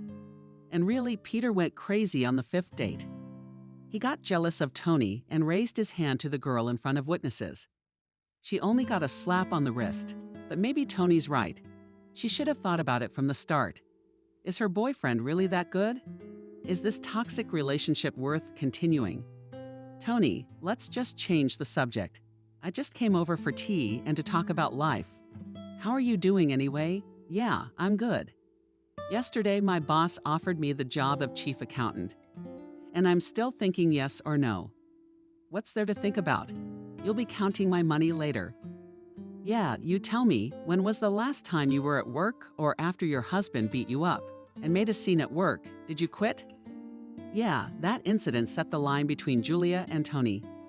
Although what to say, the girl from the first day won the respect and trust of both her patients and superiors, senior doctors, kindness, ability to spread to herself, and listen to many knowledge and ability to accurately diagnose. All this made her popular among old ladies. Yes to her, Julia. There is a clue lined up for you again, the superintendent used to say to her when she was making her morning rounds. Yes, Julia, again I'm without lunch and will sit until evening. But you understand, I know that besides me no one will listen to them, will not believe. Pressure will not prescribe the right treatment. Yes, I have an old man here. And so he comes to me every day like to work, all because he lives alone and has no one to talk to. Julia, you're doing great. And Julia blossomed at work among the old guys in the women's group. But apparently, Peter thought otherwise and saw his girlfriend, and then his wife blossom before his eyes. Even in such a seemingly backward society. Julia, confess, you have a lover at work. Is it a young grad student or a new doctor? Peter, don't be silly. You're the only man I have, the first and the last. You're all I have. And she reached out to him for a kiss. But the man pushed her away and slapped her across the face. Yes, so hard that Julia hit her head on the door jamb and fell, hitting the corner of the table. The consequences were most unfortunate. Bruising, concussion, ER and ICU, and then she was fired from her job. She just couldn't work there. She couldn't stand the slanted stares of her coworkers, the pitying, wailing of her patients, and Julia had become disgusted with herself. Where did I go wrong? How could I let it be thought that I had a lover? Tony, help me out here. Julia, just get away from him. Come to my place. I've got a 3-bedroom, I live by myself. Vaughn, really with a cat. I'll give you a room. What are you holding on to Peter for? She didn't know what kept her with that man. Is it attachment, love, or desire? What desire to be a mother? Maybe it's a good thing she lost the baby after that blow. Otherwise, she simply did not know how to live her life. Then this word often came up in her vocabulary, but in no way helped to determine the future. Maybe she should divorce Peter, move in with Tony, and go back to work when the bruises and abrasions went away.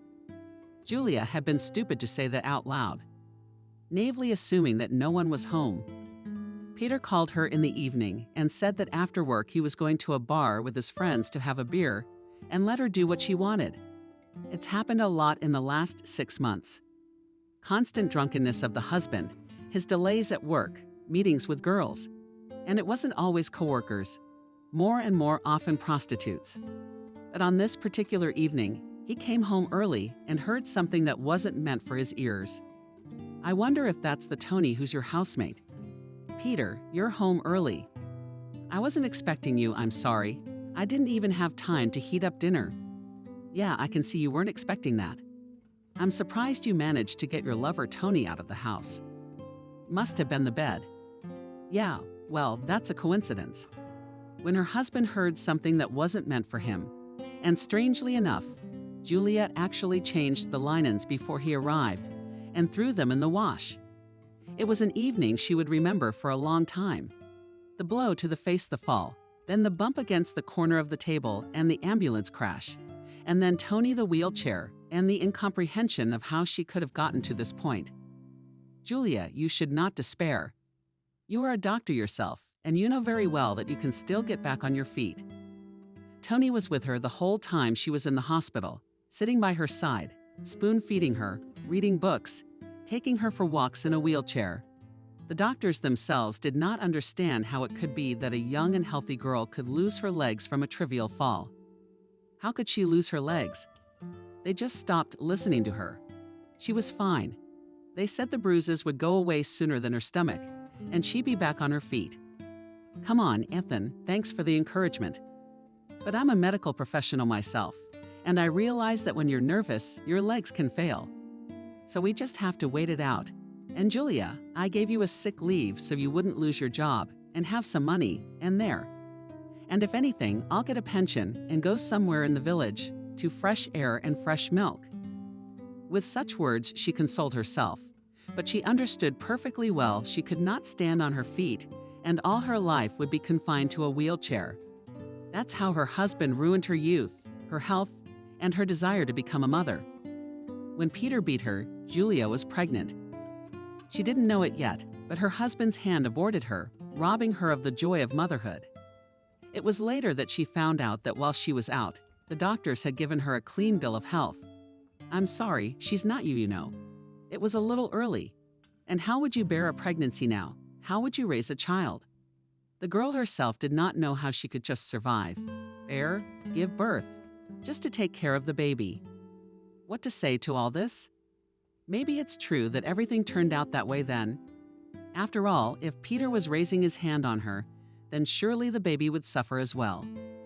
She just nodded her head and, turning the stroller, drove out of the chief physician's office. Her colleagues supported her, some with money, some with food, some just dropped by for a 5-minute chat. But Tony, it's not the same communication. It's not the same life I used to have. It's all that to me. Don't tell me you're sick of it and you're gonna go headfirst. But at the very least, off a bridge and into a river. What about me?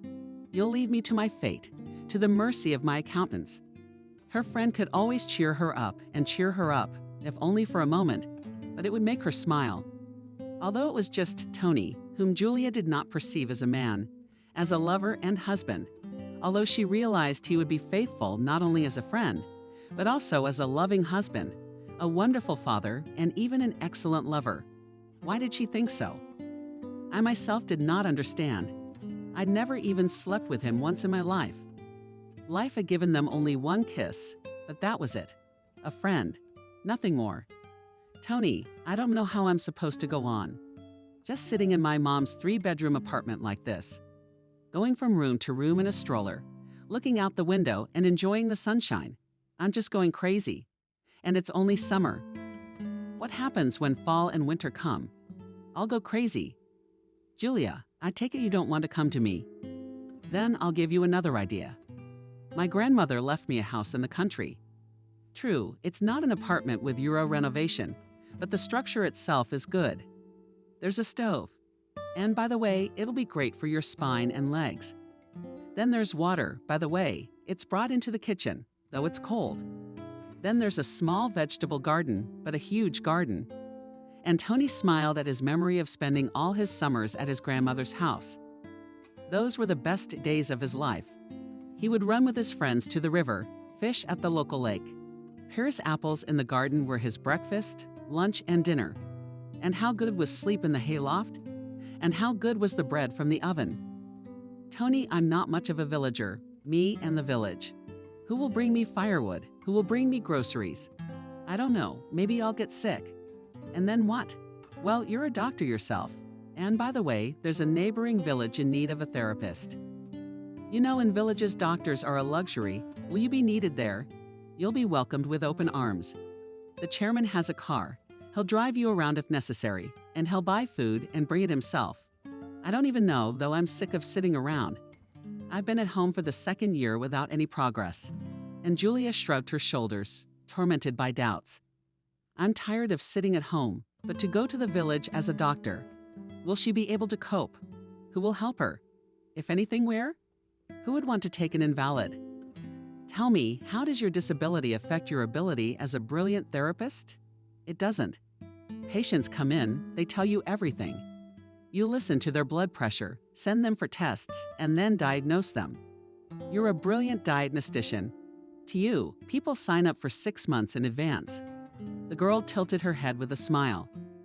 Yes, it was so long ago that she couldn't even remember. And Tony put his hand on her palm, resting on the warm shoulders that were wrapped around her legs, and looked into her eyes. "Let's make a deal like this while it's fall-winter and still March. I think you'll stay at home, replenish your knowledge of medicine. What and how? But in April, I'll take you to the village, show you the house. Then I'll introduce you to the head of the local village council and show you the outpatient clinic. And then it's up to you. What do you want to do?" "I agree." Julia nodded and mentally imagined herself a village doctor. On the one hand, what does she have to lose? And so the job is a change of scenery, a salary after all.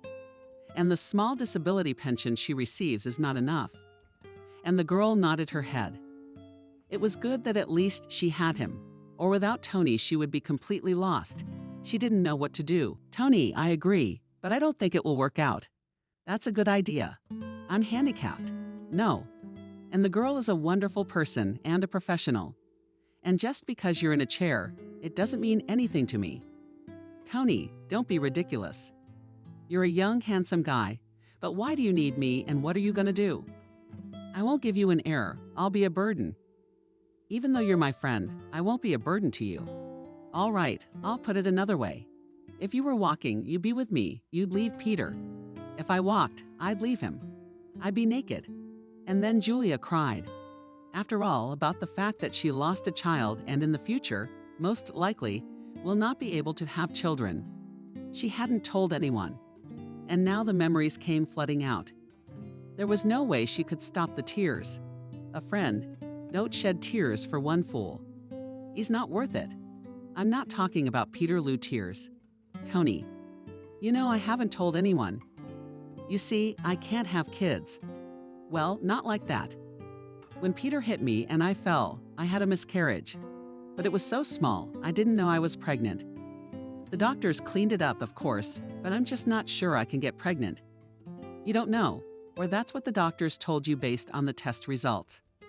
Toll, I'm an excellent diagnostician who can even diagnose himself. And I understand that even if you conceive, how to carry the baby. And who'd want to take a handicapped person? Only a pervert, probably. Julia, you must have really hit your head that hard then, on all your brains. I like you. Don't you realize that? And I want to be with you. Even if you spend the rest of your life spinning the wheels of that wheelchair, I'll carry you in my arms. You can't conceive. Let's do the echo. It won't help the adoption. It'll just be with me. The words sounded so convincing that the girl looked at her old friend for the first time. On the other side, as a man. She, wiping the tears from her face, took a tissue and blotted it again with water under the tap face. Tony, are you really, really serious about this? Is there any other way, or do you know me? It wasn't the first day, but she closed her eyes and rested her head on the back of the stroller, touching her head to the cold tile. It helped her to collect her thoughts, to focus, to realize from scratch to herself what she really cared about, what her exhausted body and soul wanted. Tony, I am grateful for your help and all that you have done and are doing. But let's not rush things. I need to figure things out on my own. She opened her eyes and looked at the guy who sat across from her and smiled his charming smile. Julia instinctively reached out to him and pinched both cheeks, but just like a small child. Yes, in fact, he was a little boy to her. Even though he was only a week younger than her, that's fine. Now let's get dressed and go for a walk. It's a beautiful September. We shouldn't miss what nature has to offer. It was a beautiful fall day, which Julia remembered for a long time. Because today she was reborn anew, looked at Tony in a new way, realized that she was still alive and that she could be, even if not as a mother, but as a wife and a friend and a specialist. It was not without reason that she had studied for almost 6 years, and she had a lot of practice. A lot of people talk about her as a great professional. "Tony, you know what I was thinking," the girl said when the guy brought her home. "I guess I'll go into my old job this week and ask for a practice to restore my knowledge. I'll wash ducks and take test tubes if I have to. You don't need legs for that kind of work, but hands. You see, you're starting to think soberly, and everything will come to your senses. As for Peter, my advice to you is to sue him. No, you know what happened last year. The statute of limitations expired. That's what my chief of staff told me at work. Although, like you advised me to sue my husband. But I'll be honest, Peter was helping me out with money at the time. Yeah, and he crippled you. Okay, Julia, it's up to you. You're a smart girl." Yes, I am, Julia thought. When she washed in life under a stream of warm water, in the converted shower she went to sleep. If she was smart, she would definitely not allow that he raises his hand on her. Although what's done is done, you have to live with it, dearie. She didn't let Anya go.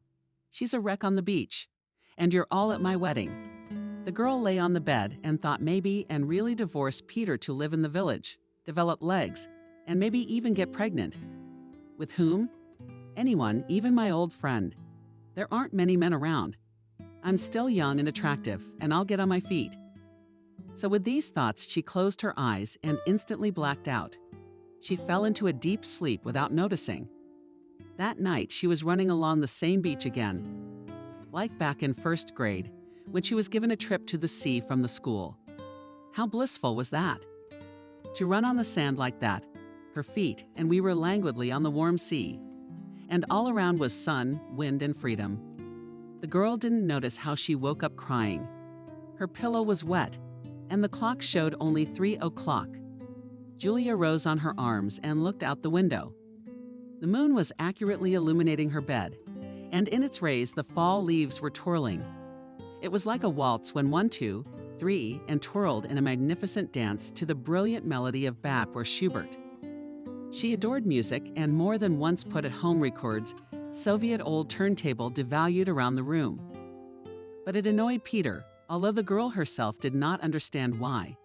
Why does it annoy you? It's a classic. That's what annoys the classics. And I'm not all of them. I will never be like the common herd of sheep. I'm unique and special. And one day, in a fit of rage, he smashed her old record player, stomped on the records with his feet. And she stood there and watched and couldn't do anything. She didn't understand why. She just stood there and watched her hobbies being trampled on. And now she understood it was a kind of dependence on her husband, a manifestation of love, a sacrifice to her executioner. And Derry got something. Probably a new blank sheet of paper from which to write her future. And she lay down again, just turning the pillow wet side down. So what if it was wet? Tears are water, and water has a way of drying up and evaporating. And you, Peter, are definitely out of my life. Enough. Julia moved to a small village in the middle of April and did not regret it for a minute. Yes, it turned out to be quite a picturesque place, just as Tony had promised. A small house, but quite sturdy and cozy with 2 rooms and a hall, kitchen, and entrance hall. A large garden behind it, and around it endless fields covered with the first green grass. After the urban metropolis, it seemed like some other unreal world. Well, you're a lucky girl. Spring is early and warm this year, even without rain. By the way, here are the keys to the gate of the house. Keep and possess. And be your rightful owner. If I was on my feet. But I'm not much of a hostess, am I? There's a huge garden.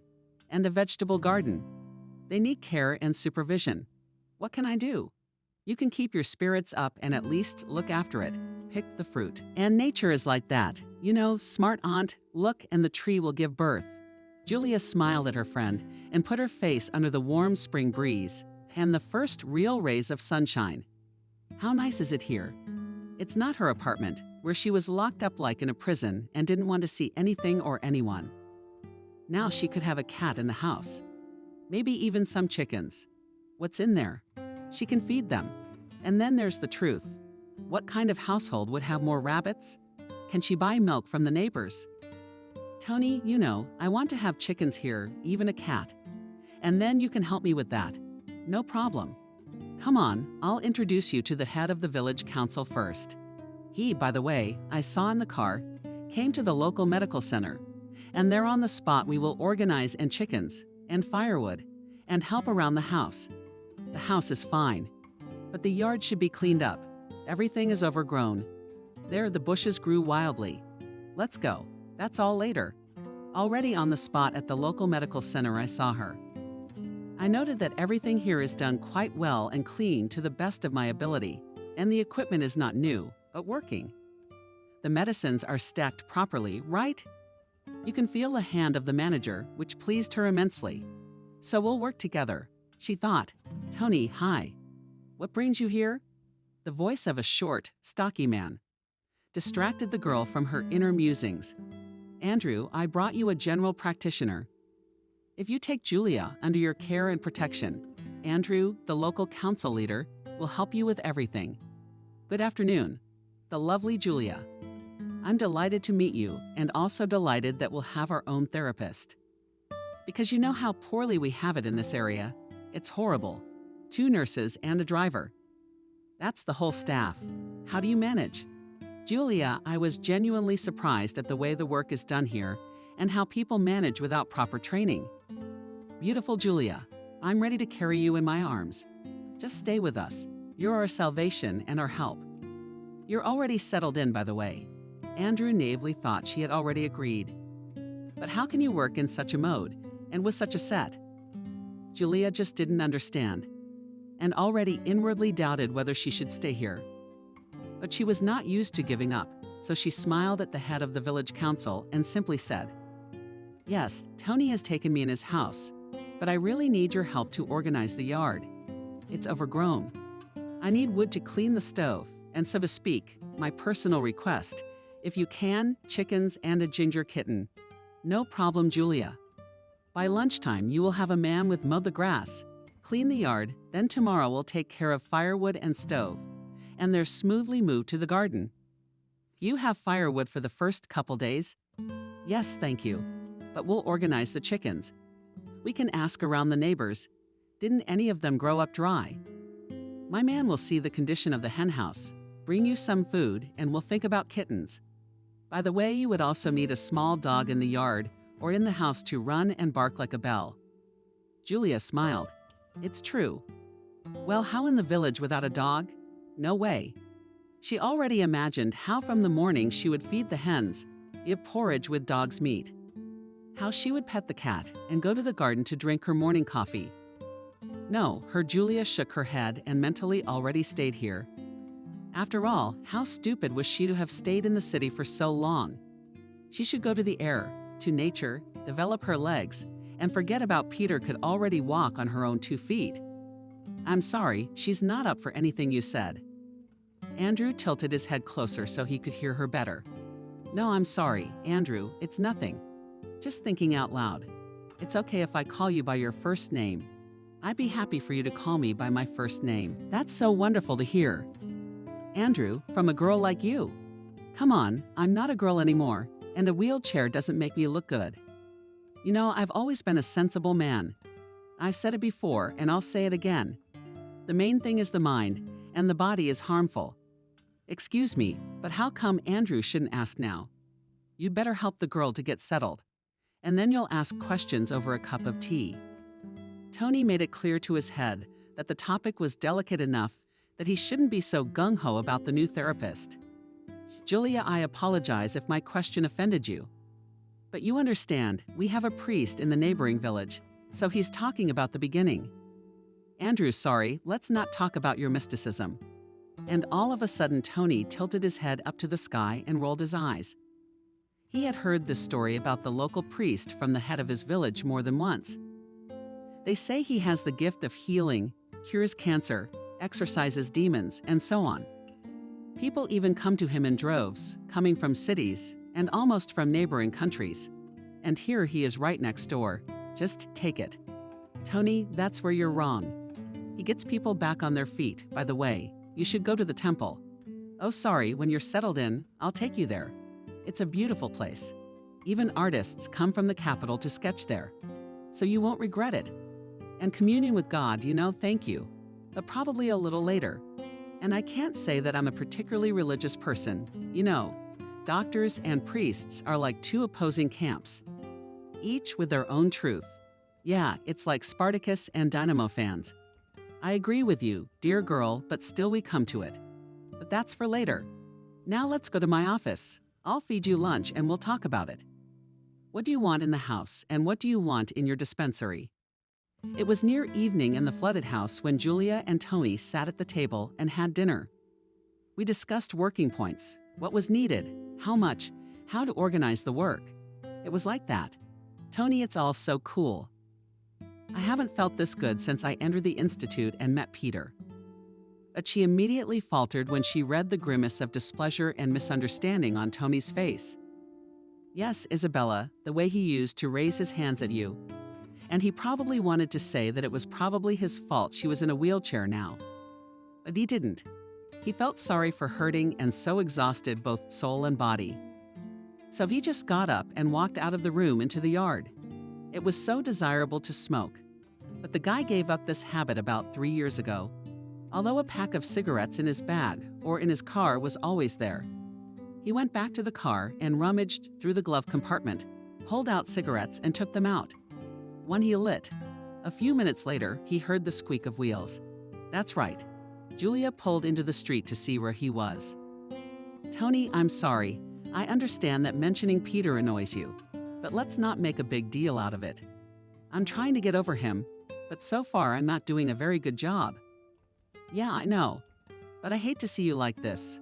Then don't look. Then why did you bring me here to get out of my sight? She swung the baby carriage around angrily and, misjudging her strength and the country roads, tipped over, falling sideways. Tony did not have time to pick her up, and Julia fell to the ground with a thud and flew out of the stroller, crying like a little girl from resentment and pain. No pain at all. More like resentment that Tony had said that to her. He knew how she reacted to every remark he made. It was one thing for a stranger to say it. It's another thing if it's said by a friend who knows everything and anything. Julia, I'm sorry. I don't know what came over me. I'm sorry. Darling, you're my man. Tony, how can I forgive you when she was choking with anger and tears? If you blame me for my disability, how do you work with people after that? How do you get them back on their feet? Well, I'll tell you straight up that you're in the way now. Your own professionalism, work with disabilities, or you or me to tell you how many great doctors, being almost at death's door, put others on their feet. And this village needs your bright head. There are 2 assistants plus a driver with a car. She looked up at him from below and could not hold back the tears that rolled down her cheeks. Toto neatly put the stroller, also neatly put the girl in it, and without saying a word, just drove her friend into the house. Already there he transferred her to a bench near the stove and began to take off his sneakers, then dirty and muddy pants, sweater, despite Julia's fierce resistance. So don't even think about resisting. I'll bring you, by the way, the other day, washed and connected. There's water in the house, so you won't have to do it by hand. Nothing fell off the stroller, but the crown won't. Julia, but really, I'm sorry about what I said. It won't happen again. Let me put you on the stove to warm up and try to sleep. I'll stay with you for a couple of days while you get organized. What about your work?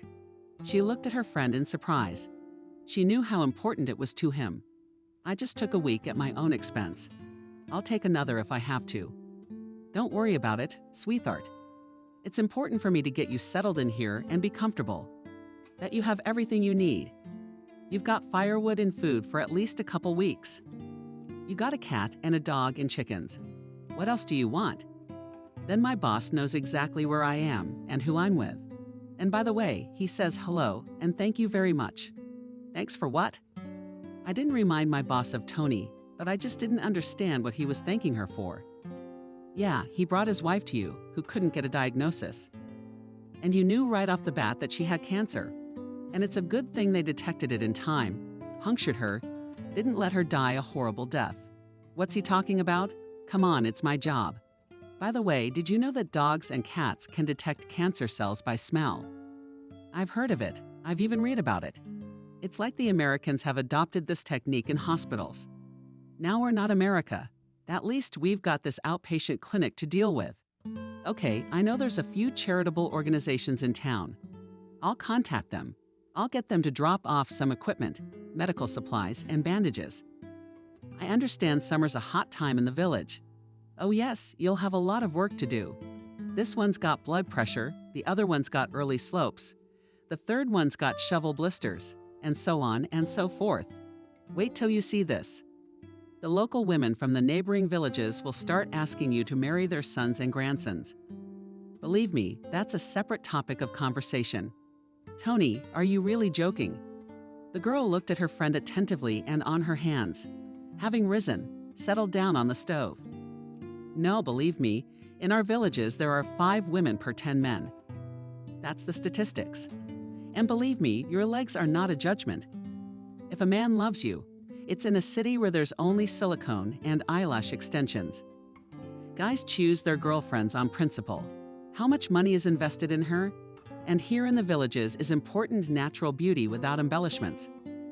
And believe me, for many your legs will not be an obstacle. Like for you?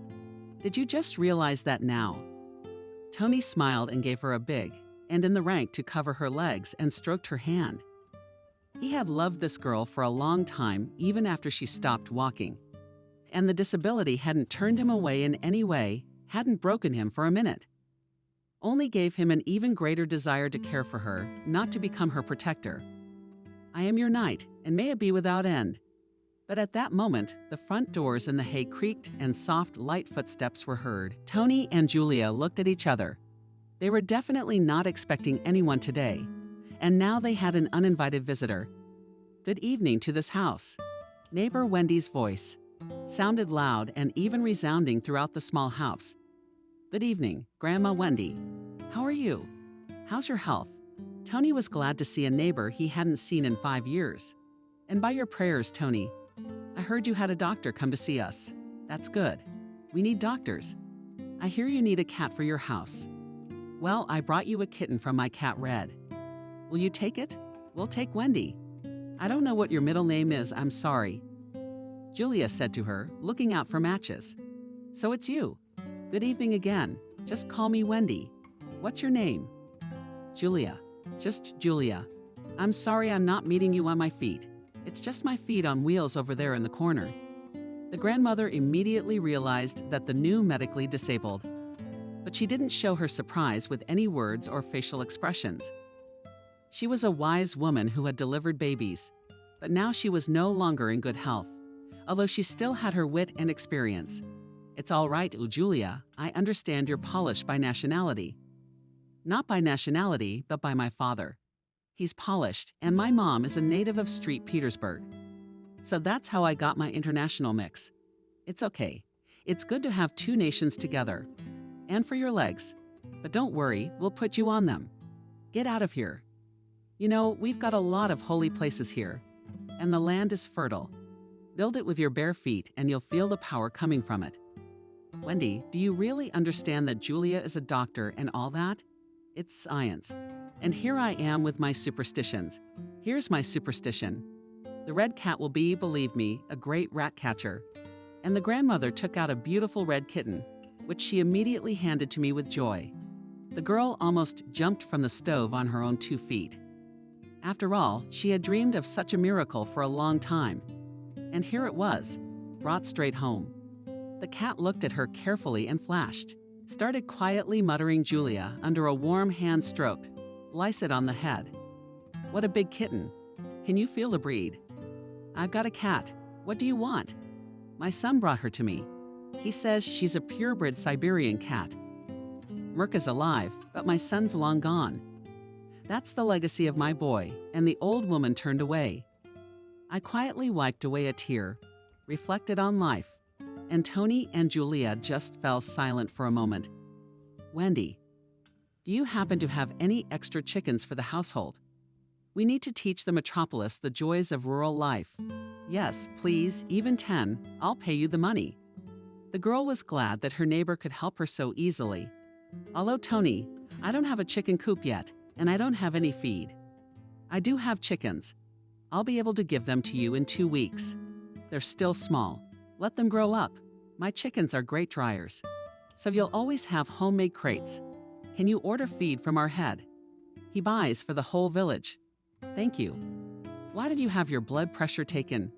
Or do you have any complaints? Julia's professional sense has kicked in. My girl, I came to you not as a patient, but as a neighbor. But I'll come to the reception, but only as soon as you get settled both at home and in your hospital. Then I'll complain. But for now, she put milk, bread, and homemade on the table for you. The old woman put a bag on the table and began to take out food from it. By the way, Tony, give me a small plate for the cat. I'll pour him some milk. Let him get used to his new home. And if the little guy runs away, don't worry. He'll probably run to his mama's house and talk to the young ones for a few more minutes. Grandma went home and Julia and Tony went to bed. What was there to say? The day had been full of events, of emotions, of getting to know each other. But strangely enough, it was in this house on the stove that Julia slept as sweetly as she had never slept. Even at home, she dreamed of the sea. And once again, she was running down the beach on her own feet. Julia, wake up, girl. What's wrong? Tony's voice sounded as if from far away, and the girl didn't immediately realize she was still asleep. Tony, I'm sorry. What happened? The girl's voice sounded sleepy and somewhat annoyed. After all, she was sleeping so sweetly. You were crying in your sleep and moaning. I woke you up, but I'm sorry. I dreamt of the sea and the beach. I was running on the sand. It's a good thing I woke you up. Are you going to lie down again, or are you going to get up? And what time is it? I didn't look at the clock and was surprised. It was almost 12 o'clock. Wow, she's been asleep for almost 12 hours. Oh, I'm so hot. I've never slept that long. This place is really nice. It's easy to sleep. No nightmares. Tony, help me into the stroller. I gotta get up, wash up, feed the cat, and I gotta go to the outpatient clinic. You probably forgot it's Sunday. I fed the cat a long time ago. As far as sleeping on the stove while I'm here, that's fine. But when I'm gone, you'll have to sleep on the bed. Who's gonna carry you back and forth? Only me. Come on, go wash up and have breakfast or lunch. I've got it all ready. Yeah, Peter never fed me breakfast. He waited for me to cook. And if you don't, it's on you, Julia. You get a big slap in the face. And here it's just like that. Breakfast on the table and the cat's fed. And the furnace is fueled. Yeah, Tony, you know how to make a woman feel good. And without straining and without thinking about intimacy with the usual movement of your hands. Julia pulled up his pants, changed his shirt, and then slipped matches, for example, and pulled up a wheelchair, sat down through. First one leg, then the other, and then she drove out into the yard. Isn't it beautiful? It's beautiful. The words from the famous movie came to mind. But what can you do if it was really so? And Julia smiled quietly to herself. The cat immediately jumped into her arms and looked carefully into her face, as if asking what plans her mistress had for today. And there are no plans. It will be necessary, though, to inspect the garden, the henhouse, and everything in the yard. You're with me, kitten, as if understanding her words. Immediately the motivation hinted, jumped from her hands, and with all the vigor rushed into the garden. The garden to see the henhouse. The yard is good, but do you even eat, then? Tony stood on the doorstep and looked at his friend carefully. He regretted that he had asked her to live in the village like that, but it had seemed like a wonderful idea to him at the time. Away from her ex-husband. Fresh air, natural products. No gas. But now he was standing there, thinking that he should first put the house in order. Think about the car, refrigerator, groceries, and then take the invalid, how she would be here on her own. You know, she doesn't have to. I'll leave you my old cell phone. I'm sorry, I haven't gotten a new one yet. You'll call me every morning and evening. You promise.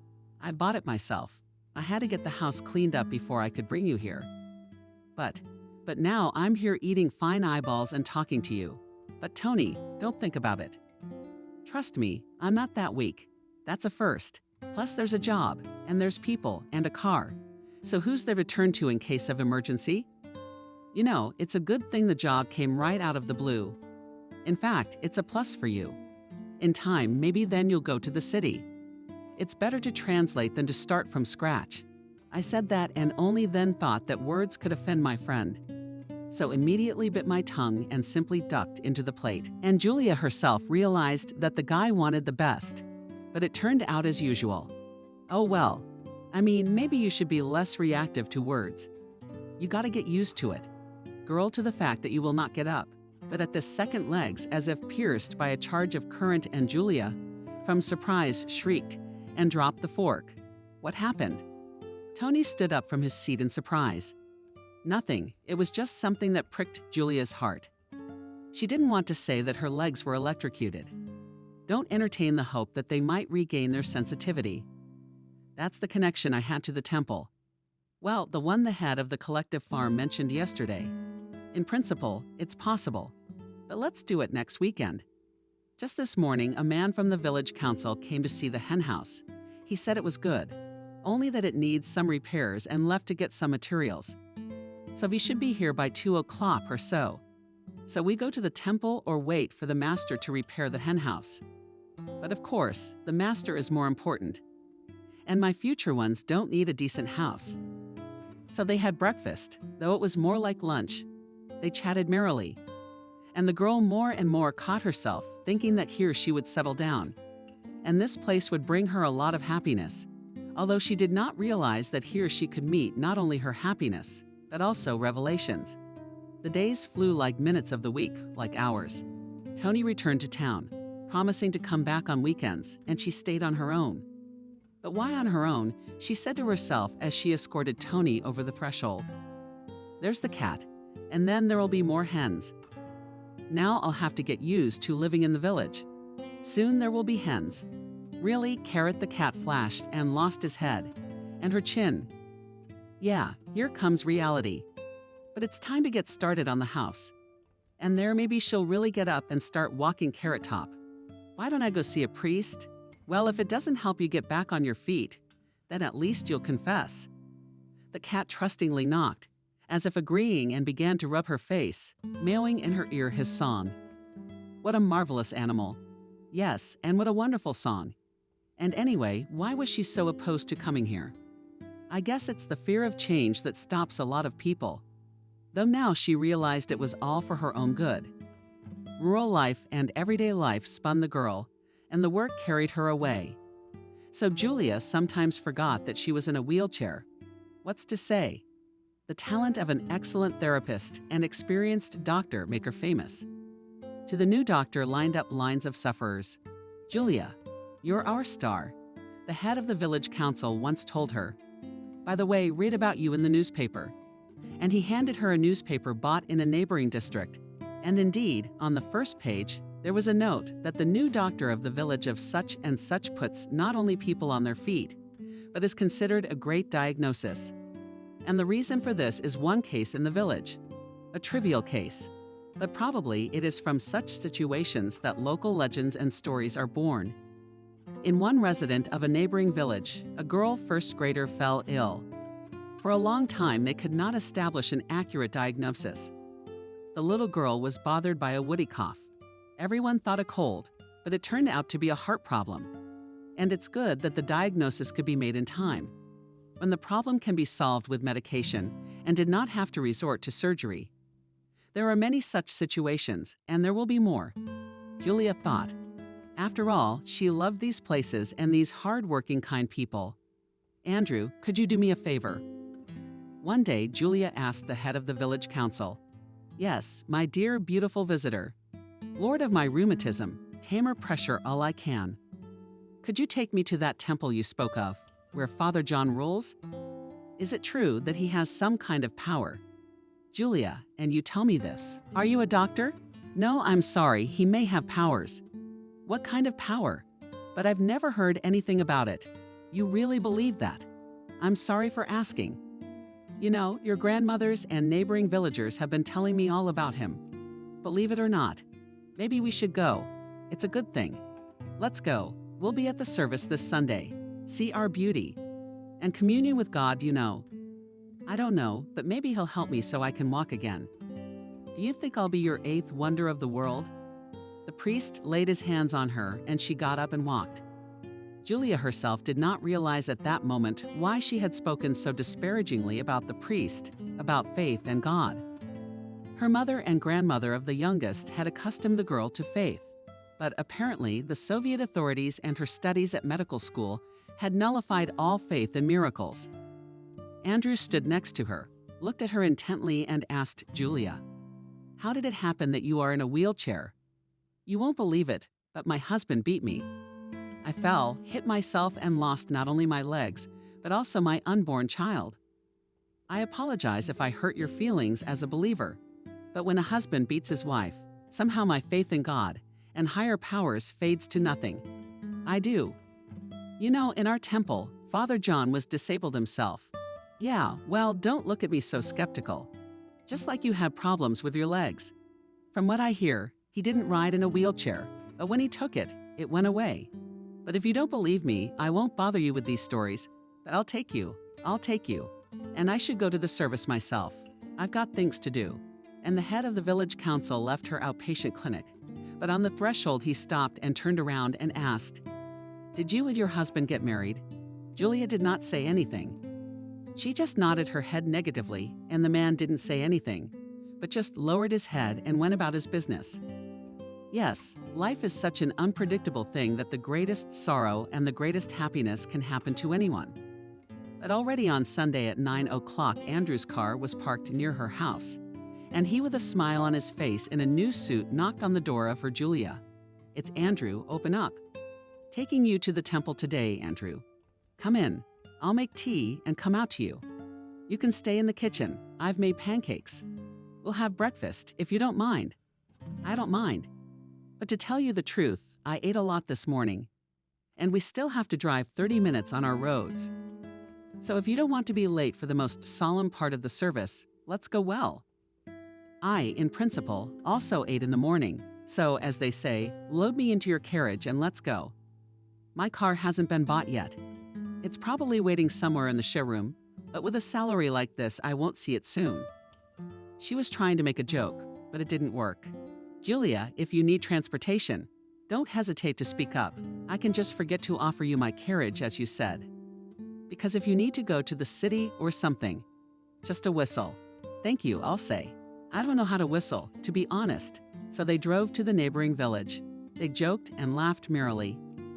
Andrew understood perfectly well that he was carrying a fragile girl, plus an invalid, so he tried to drive slower so as not to shake on the local roads. Julia understood this and mentally thanked him, thinking that her ex-husband would probably have driven like a daredevil, not caring about her needs. As they entered the neighboring village, Andrew steered the car steadily along the southern road. In a couple of minutes, they were standing near a wooden church. What kind of church is it, though? A real work of art. It was a rather large church, made of a solid log cabin with high domes and gilded crosses. It is really beautiful, as birch trees grow around. By the lake, you can see the forest not far away, and all around are greenery, blue sky, and curious people's eyes. "Julia, don't pay attention to people. Everyone may be staring at you right now. That's why I warn you at once not to take slanted glances to heart. The main thing is not to touch them with your hands. I'm used to everything else. Then let me help you into the stroller, grab my neck." Julia put her arms around Andrew's neck and mentally noted to herself, "He smells good. And how strong are his arms? You're a fool. In a wheelchair, you're looking at a man. But why not?" She looked up and their eyes met. They met. How blue are his eyes? That's just creepy. "Andrew, how blue are your eyes?" "Like the sky. But you didn't come here to see my eyes. And people are already looking at us funny, even though you said to ignore them. Or did you?" Julia grinned playfully and looked at the man. He was old enough to be her older brother or even her father. But right now she looked at him like a woman who had long ago forgotten how to flirt, but remembered that she could be beautiful and desirable. A merry gaggle of cats, and the one for whom one rolls down mountains, performs feats, and all that. But really, as she looked around at the people standing around the temple, She noticed the people squinting at them. She clenched her fists, driving her nails under the elbow of her wheelchair, and raised her head high. Andrew, it's a good thing you can carry me in this wheelchair, or I probably wouldn't have made it. Or at least turn around and drive away. Well, if you could handle it, you could handle it. But as for leaving, yeah. But I want to show you our pride, this temple from the inside, and introduce you to Father John. He's your age, by the way. And if I'm not mistaken, this man used to be in the military. Now he's ruling. Before she could finish, a priest came around the corner and waved. Andrew waved back. There's our spiritual father. Good afternoon, Andrew. Good afternoon. And to you, Julia. It's good to see you in my temple. How do you know my name? Although, pardon me, that's probably a silly question for a priest. It's not stupid at all, but I'll tell you right away. It's not mystical. It's just that I've heard a lot about you. I was thinking of coming to see you myself. Julia wanted to make a joke, but then he didn't. It's not appropriate to joke about such things with a priest. No, just to get acquainted. After all, medicine and religion should go together. Don't you think so? I suppose so. But I'm sorry, Father, I was brought up in the era of developed socialism. That's why you're not friendly with religion. But still I came here. I've been told a lot about you. Probably that I have some kind of healing gift, the priest replied. But that's more your paraphilia. By the way, and about you are legends among my parishioners. You accurately diagnose, so it's kind of similar. But that's not what we're talking about. Come on in. The service is about to begin, and the priest gestured both of them into the temple. When Julia drove carefully into the wooden church, she was surprised by the beauty she had not seen for a long time, even in large churches. And here in an ordinary village, the icons are painted gold, and the right? Yes, her grandmother was probably right. When priests would walk like Christ with one stick and in one robe, then faith would be strong. But she did not say anything, but just stood on the baby carriages near the entrance and listened to John's sermon. Indeed, this priest had a lot of eloquence. I guess I could immediately see the KGB school, where rhetoric was at the highest level, as well as the ability to persuade. Well, that's probably the reason why there are such legends about this priest. But it's their bread, their job to turn Orthodox and unbelievers alike to Christ, to strengthen the faith and whatever it takes. What do you think of my sermon? Father John came up to Nina after the service and looked at her carefully. You know, it was impressive. I think even the most unbelievers would definitely become your parishioners. But I don't know if I'd be one of them. But faith is a thing. You know, you have to come to it. So no one's gonna force it on you. Although I'd love to have you among my friends at least. I'm glad, and frankly, I'd love to accept your offer of friendship. You might actually. Come see me in the outpatient clinic. As your blood pressure goes. Maybe I should prescribe you some vitamins. You have kids. Oh, I'm sorry, that was a silly question. You're a priest. It's all right, don't worry. But I'll definitely come back tomorrow if you don't mind. Julia nodded her head and only wanted to turn around and go to Andrew's car as her gaze fell on a man. Strange, she noted to herself. A painfully familiar back and gait in general. But she shook her head and drove on to the car of the head of the village council, justifying this similarity. And what can he do? My Peter is mine. She still considered him hers, though she had long ago tried to forget him. They had parted under not the best of circumstances, and Julia still wore the ring. And she can't even get to the registry office to file for divorce. Is it worth getting a divorce? Maybe everything can go on as it is. She grinned wickedly and let him chase me if he thinks of getting married a second time. I don't think he'll ever get a divorce. Never. Julia, I hope you didn't wait long for me. Did Andrew's voice bring her out of her own angry musings? No, it's okay. I'll at least get out of my little world called home. Work is great. How's the service, by the way? Hope you're not disappointed with your time. No, you know, Andrew, if you don't mind coming down here, you should definitely take me with you. I really like it here. It's beautiful. You can really come here for sketches. A lot of people come here. Imagine, by the way, some of the paintings depict me. Just like our priest.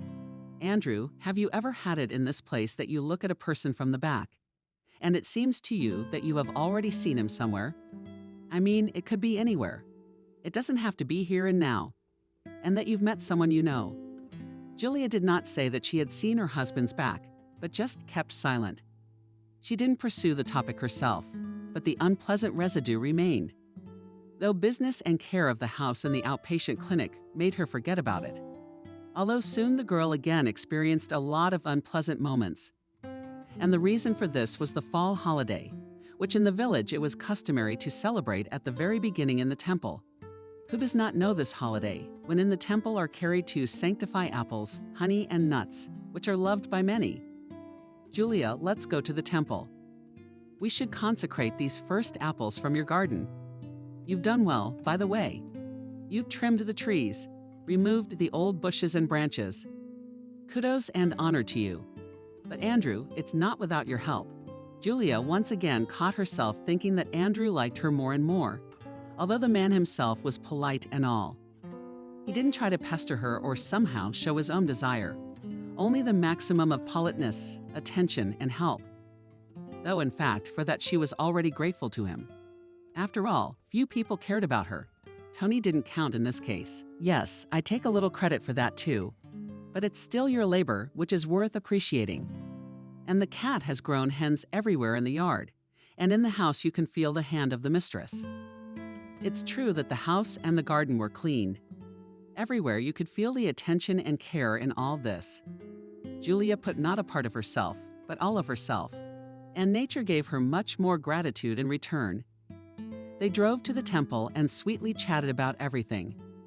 And the girl did not even suspect what could happen to her that day, when Andrew helped her to get out of the car and get on the stroller. Julia turned it around with the usual movement of her hands and drove to the temple. Not waiting for her counselor, she knew full well that Andrew would not enter until he put the car in the church. In fact, he tried to drive as close to the entrance as possible to make it easier for his companion to get in. When Julia drove into the church, she looked for Father John with her eyes.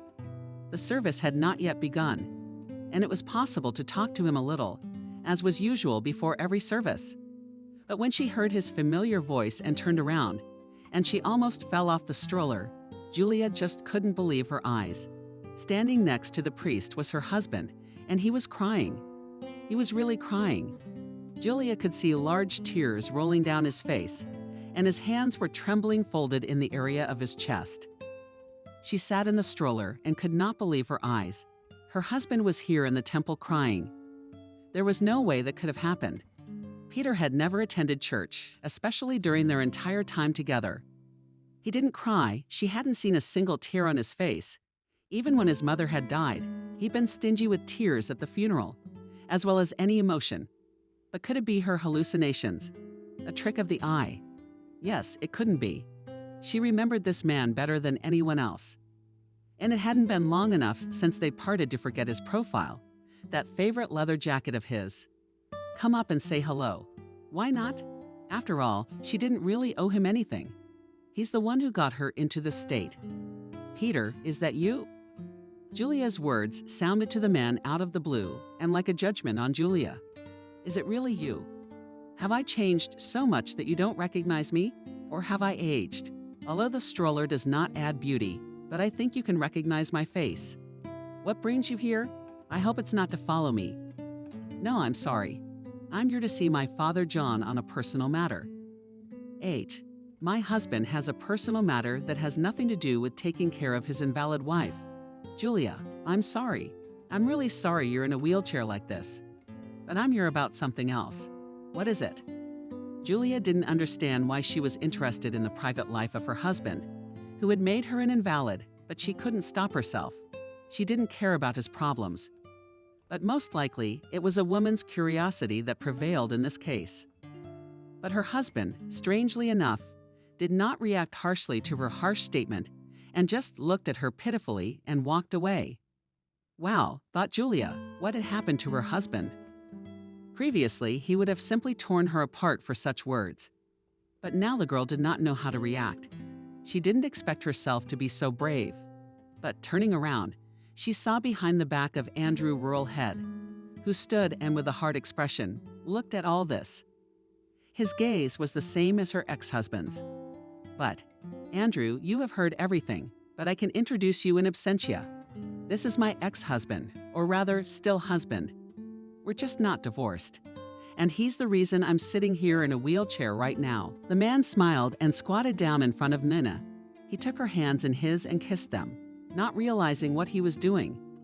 And then said quietly, "You know, if he had said something bad to you, I would have killed him for sure. Here's a cross for you." And he crossed himself, and then he kissed her hands again. Andrew's treatment of her simply shocked her into a state of mild shock, and she blushed, like a freshman getting her first taste of light wine and kissing a guy. Like a grown woman, and so blushed with shame, Julia thought and simply tried to take her hands from Andrew's strong palms.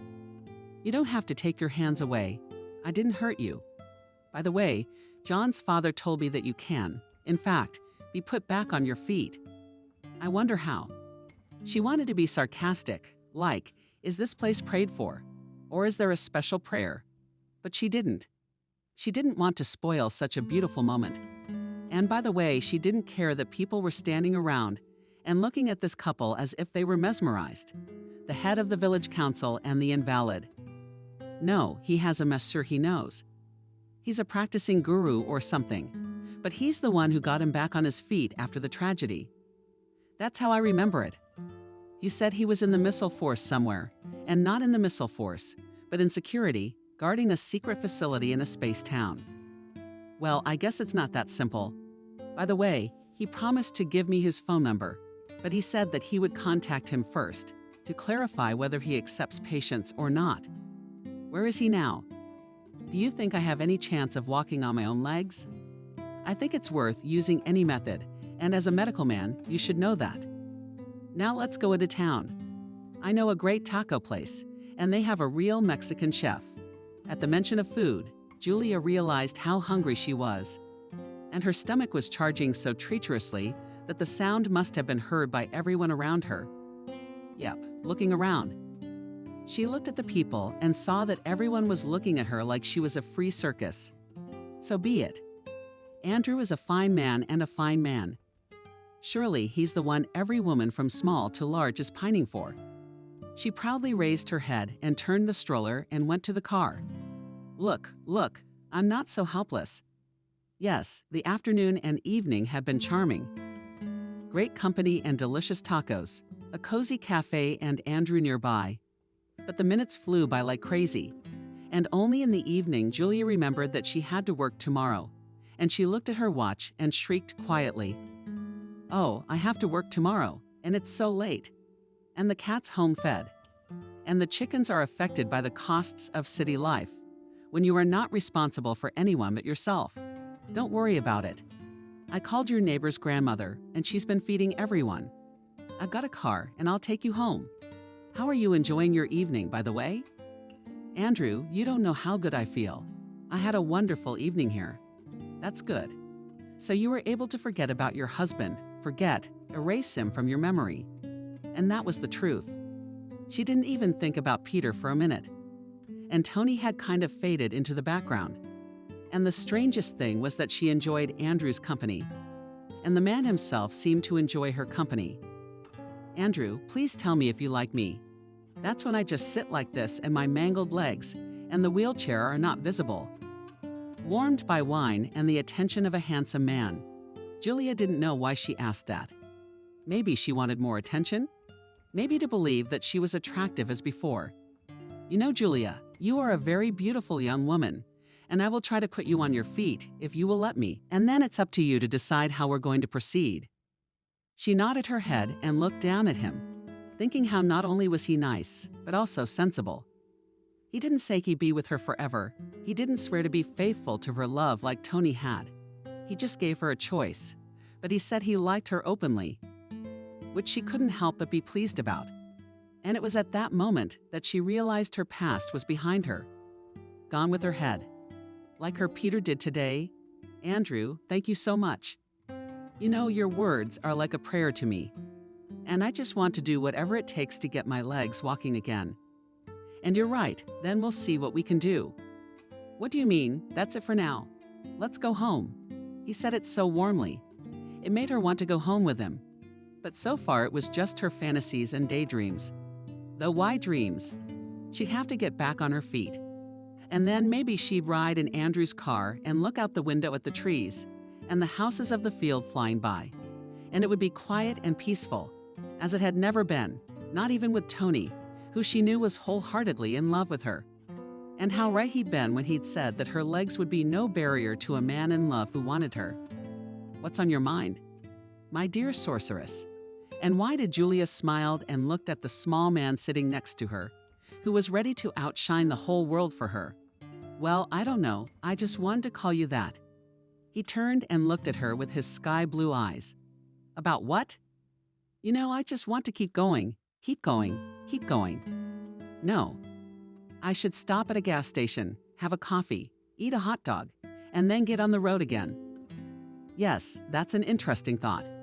But I, like you, love the road, especially at night or in the evening, when the sun goes down or it's already set, and you're just driving along not knowing where you're going. I hope you know where we're going now.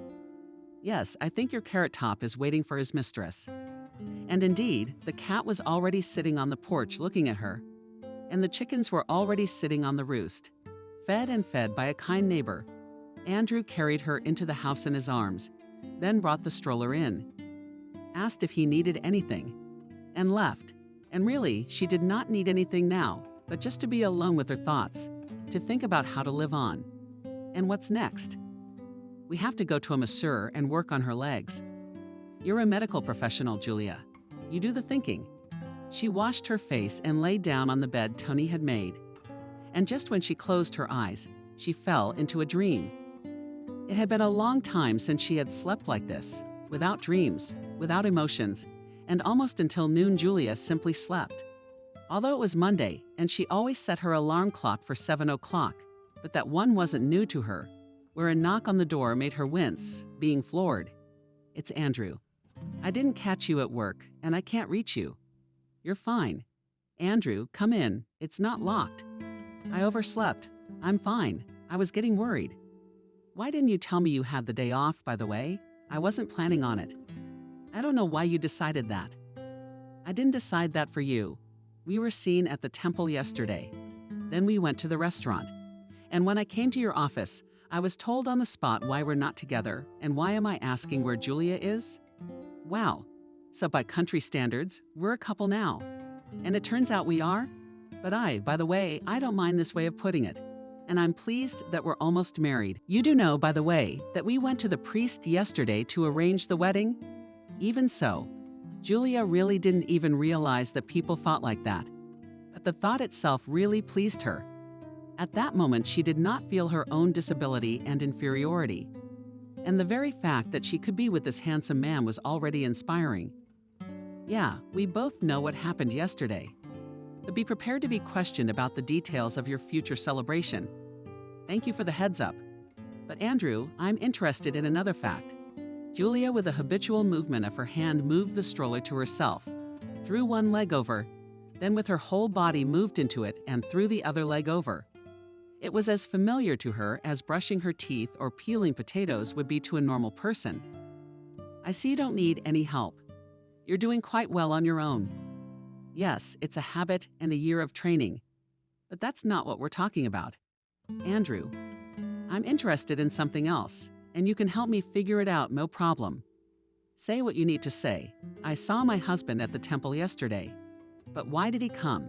That's what I need to find out. You can approach John. I'm on good terms with him. Unless it's a secret confession, I suppose. Oh, and just so he's not in doubt. Here's my wedding photo and my passport, which still says we're husband and wife. You can tell in my story that he beat me and now he's here. What's his goal? Maybe he wants to do it again. He wants to hit you. Are you serious? Yeah, the whole village is gonna stand up for you. Andrew, I understand. And that my husband can do anything. He's the kind of man who will stop at nothing. That's one thing. And in terms of my defense, do you have to move in with me or do I have to move in with you? That's great. Let's get your chickens and your cat. Get your stuff and go. I have a big house. I don't think Tony would mind. And I feel more comfortable on neutral ground. So if you could just ask John why my husband came here. That's why I came here, by the way. With all this talk, I've forgotten why I came to see you. He told us yesterday that the two of us could come to him. So let's get ready. I'll make you a quick breakfast and get you to the priest. I'm not going yet." Andrew quickly made sandwiches, brewed tea, and invited her to the table. "Yeah, look how thoughtful he is. Just like Tony. There's a lot of people to choose from. Are you smiling? That's wonderful. It means you're in a good mood, and your husband's presence around doesn't dampen your mood." "Julia, excuse me, why haven't you divorced yet? If you don't want to, you don't have to answer. No, it's simple and trivial. I myself was not eager to file for divorce. And with my legs, I don't have much time to go through the courts. And your husband. But I guess his pride didn't allow him to stoop to the level of having to deal with the issue himself. I'll say this, probably we were both satisfied with this state of affairs. Would you like a divorce?" The man's voice sounded calm, but inside him everything was raging. Yes, and understandably, if she does not want to divorce, then, apparently, still loves her husband, and he simply has nothing to do around. And if he does, he has every chance to make her happy. Although, on the other hand, with or without a husband, he will try to make this woman happy. What do you think, Andrew? I think so. Julia nodded her head and ate her sandwich and went outside. She really wanted to divorce her husband, but she was afraid to do it herself. No wonder. After all, Julia knew her husband well, and if he did not like the idea of divorce to be beaten again, and there was no telling what the consequences might be. Andrew left the house, closed the door, and looked carefully at the back of the girl sitting in the wheelchair.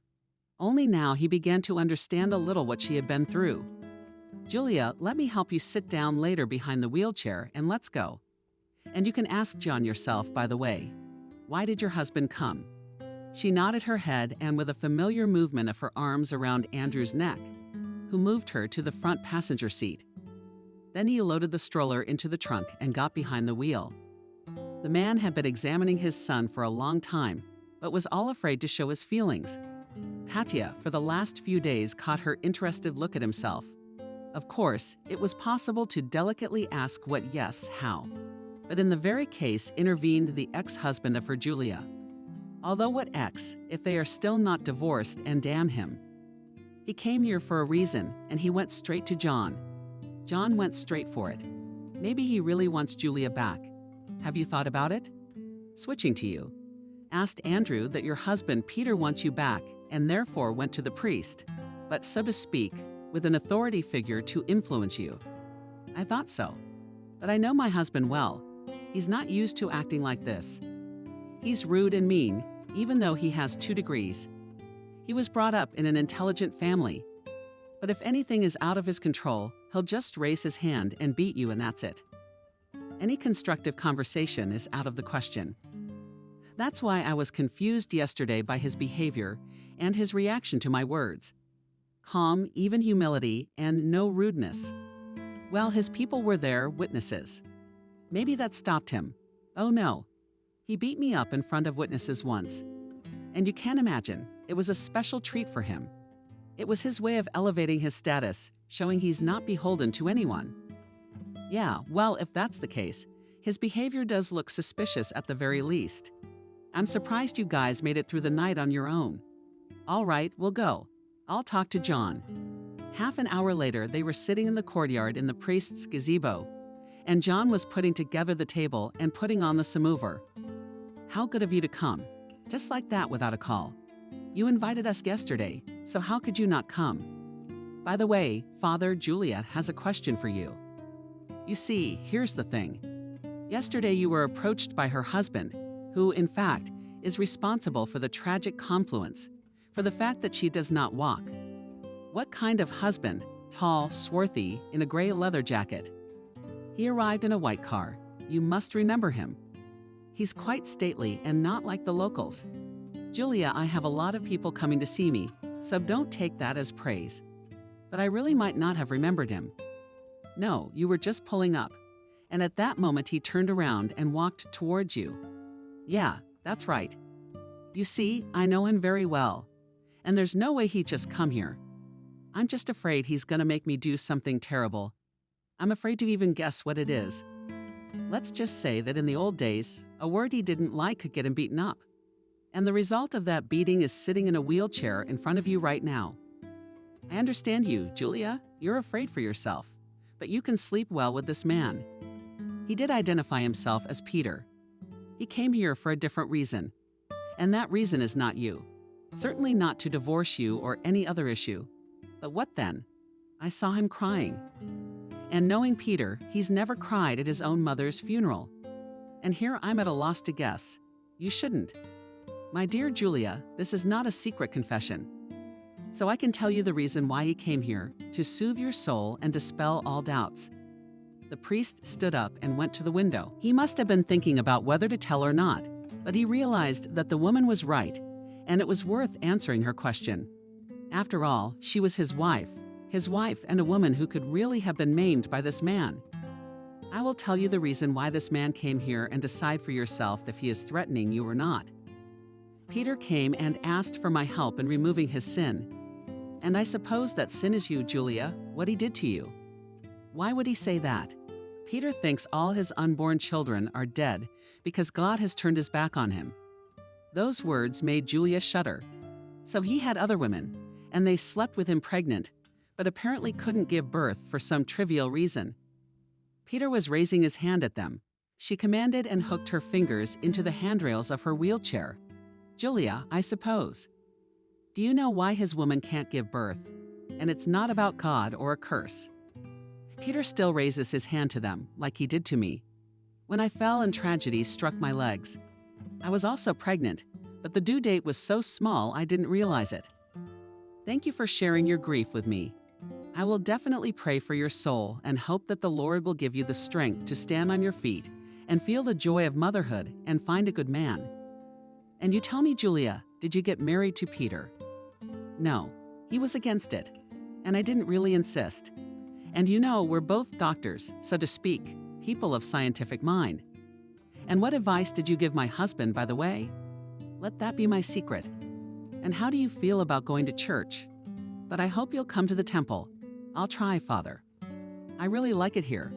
By the way, Andrew told me you know a doctor who got you back on your feet. Oh, by the way, I'm glad you reminded me. That's not true. A doctor like Emmanuel the Masseur. And he really helped me get back on my feet. I called him this morning, by the way, and he's ready to see me in 2 weeks. He's in advanced training right now, so you're going to have to wait a little while. I really didn't know all the specifics of your situation, because he spread his hands as if apologizing for not being able to fully help her. But thank you. And that's the end of my thanks to you, Father John. What matters to me is that you care about me. And there's the truth. Maybe I'll be lucky enough to go. You will. By the way, I'll give you some experience of my own. When it's warm, you take off your shoes in the morning and walk barefoot. Step on the wet grass dew. It has lasting power. Do you have a lush garden, by the way? As I recall, Anatole's mother used to grow various fragrant herbs, so he will be especially grateful to you. Thank you. Father John, I guess we'll be going. The girl looked intently at Andrew, begging him to get out of here as soon as possible. She didn't know why she wanted to leave so badly. Maybe from the overabundance of information, maybe for some other reason. But Andrew understood it and did not delay. He turned down 6 old friends and took her to her car. Julia, what's wrong? You left the priest's house so quickly. Did he hurt you? No, Andrew, it's okay. I got an answer to my question. And he didn't hurt me in any way. John, honestly, I don't know. But it's like someone was pushing me out of this house. Well, I won't bother you with my attention, and you'll forgive me. I have to run an errand. I'll take you home. I'll drop by tonight, if you don't mind. Sure, I don't mind. He looked in this and all the following evenings, trying to become not just the best friend and assistant, but something more in the life of the girl in whom he fell in love at first sight. And he really didn't care that she was disabled, moving around in a wheelchair. The man was ready to carry her in his arms, but only just. Andrew, you were right, Julia once said. And you and I are already talking. Our nurse Nadezhda asked me today, out of the blue, when are we getting married? Wow. But basically, what do you want? Tony's been telling me that I've been visiting too much. I mean, after all, you're a single girl, you live on your own. You should talk to him. You don't have to. I'm really uncomfortable. It's like I complained about you. That's not a man's habit. She smiled quietly. Really? Tony was right to a certain extent. But on the one hand, she was enjoying the visit. Andrew, by the way, before I forget, Father John got through to his friend, the Monopoly therapist, and booked you in for this Sunday. And by the way, we won't have to travel far. The specialist will come to his temple. Can you have him come down here and take a look at you? Maybe he can really get you back on your feet. Do you still believe in miracles? I'm not much of a doctor, but I wouldn't say no to help. I'd like to think you'll need me on my own, not in a wheelchair. Do you really think so? Andrew looked at her carefully. Yes, he smiled. But behind that smile there was sadness. And it was no coincidence that Andrew ran into Julia's husband again in the temple, who had come not by himself, but with his own position. Yes, a man knows how to choose his women. But I guess it's not fate. Andrew did not want to argue with him in the temple, but simply waited until he went outside, and approaching, quietly said, "We need to talk." Peter looked at the strange man in amazement, but did not argue, but simply asked his companion to wait for him in the car, and stepped aside. "Why did you come here to make fun of a single woman again? I know very well that you are her husband and what you did to her. Are you the reason she's in a wheelchair? No, that's not what I'm talking about. I didn't know anything about my ex-wife being here. I came to see John's father because my girlfriend can't carry my baby. Then first of all, why don't you give her a divorce? And secondly, why don't you support her? She refused my money. I'll file for divorce without her. And maybe Father John is right. We all pay for our sins. And what happened to Nina is my sin, which I'm now buying with my kids. Have you tried just talking to your wife and putting things right? You're probably right. I should come and talk to my wife and ask for her forgiveness, and maybe God will grant us both healing." He lowered his head and walked toward the car, but after a few steps he turned around and shouted toward Andrew, "I'll be there in 2 weeks on Sunday. Give this to Nina." And now the man stood in front of Nina, thinking whether or not to tell her about her husband's visit. But perhaps he should tell her, for his visit might be an unpleasant surprise. And he didn't want to get on the young woman's nerves. "There's something else I wanted to tell you. Really, don't get me wrong. What is it you have to say to me? You're not going to ask me to marry you." "Yes, I've seen your husband. I've been talking to him lately. He's coming next weekend with his woman." A shiver ran down the young woman's spine at those words. And for a second she felt as if an electric shock had slipped through her stiff legs. Had sensitivity returned to them? It couldn't be. It's the stuff of science fiction. "Are you saying he's coming here?" "It's for me." "What did he say to you? And how dare you talk to him about me at all?" "Julia, wait, he came to the temple with a girl, and she keeps losing the baby. He asked the priest for advice, repented that he had committed many sins, and this is his punishment. And wait, my dear man, he wants to come and ask your forgiveness for what he has done. He'd better give you a divorce. That's what I want with all my heart. He'll file for divorce himself. That's what Peter told me. That's what Peter told me. Why do I have to hear it from you?" Julia turned to yelling in anger, though she didn't understand why she was yelling at Andrew. In fact, he had always helped her, and now she was choking with anger, but she couldn't help it. After all, her husband is coming here with his new fling, who will look at her and point his finger and say your wife is handicapped. You realize that he will come here with his girlfriend, his mistress, and that one will point her finger at me and say I am handicapped. What am I supposed to do? You don't. He's not coming here to introduce you and her. He's coming here to apologize to you, silly. Do you understand that? He's going to make up for his sins and give you a divorce to make up for his sins. Ha, that's Peter. Yeah, I wouldn't believe it for the life of me. Julia answered her. What if it's true and he gives you a divorce? Ask sincere forgiveness. It'll help, but I don't know what would make you happy. Andrew, I'll tell you more. I forgave him a long time ago, but now I don't want to see him, especially not with his new girlfriend. And you don't have to meet him. I'll be with you and I'll talk to you in person if you give me the go-ahead. If I have to, I'll tell him all the things you want to say and more. Julia herself did not realize what she wanted. For the truth was, she had forgiven her husband long ago. Let him go, threw him out of her life. And now she finds out like this that he has another woman. They want to have a child, but he didn't want to have children with her. Why is that? Julia, why are you angry? You've accomplished a lot. He will come to apologize on his own. He'll give you a divorce. I lost my legs because of him, of my unborn child. Do you understand that? And now I find out that he took a new wife, wants a child with her, and killed mine. Tears were streaming down her face. After all, she remained an invalid without a family and a child. And he will have everything that she did not have and still does not have. How could she live with such a thing? The woman simply did not understand it. She tried to dull her own pain by working, taking care of people, garden, animals, and this house, everything that surrounds her. I beg you, don't cry. Let's make up our minds.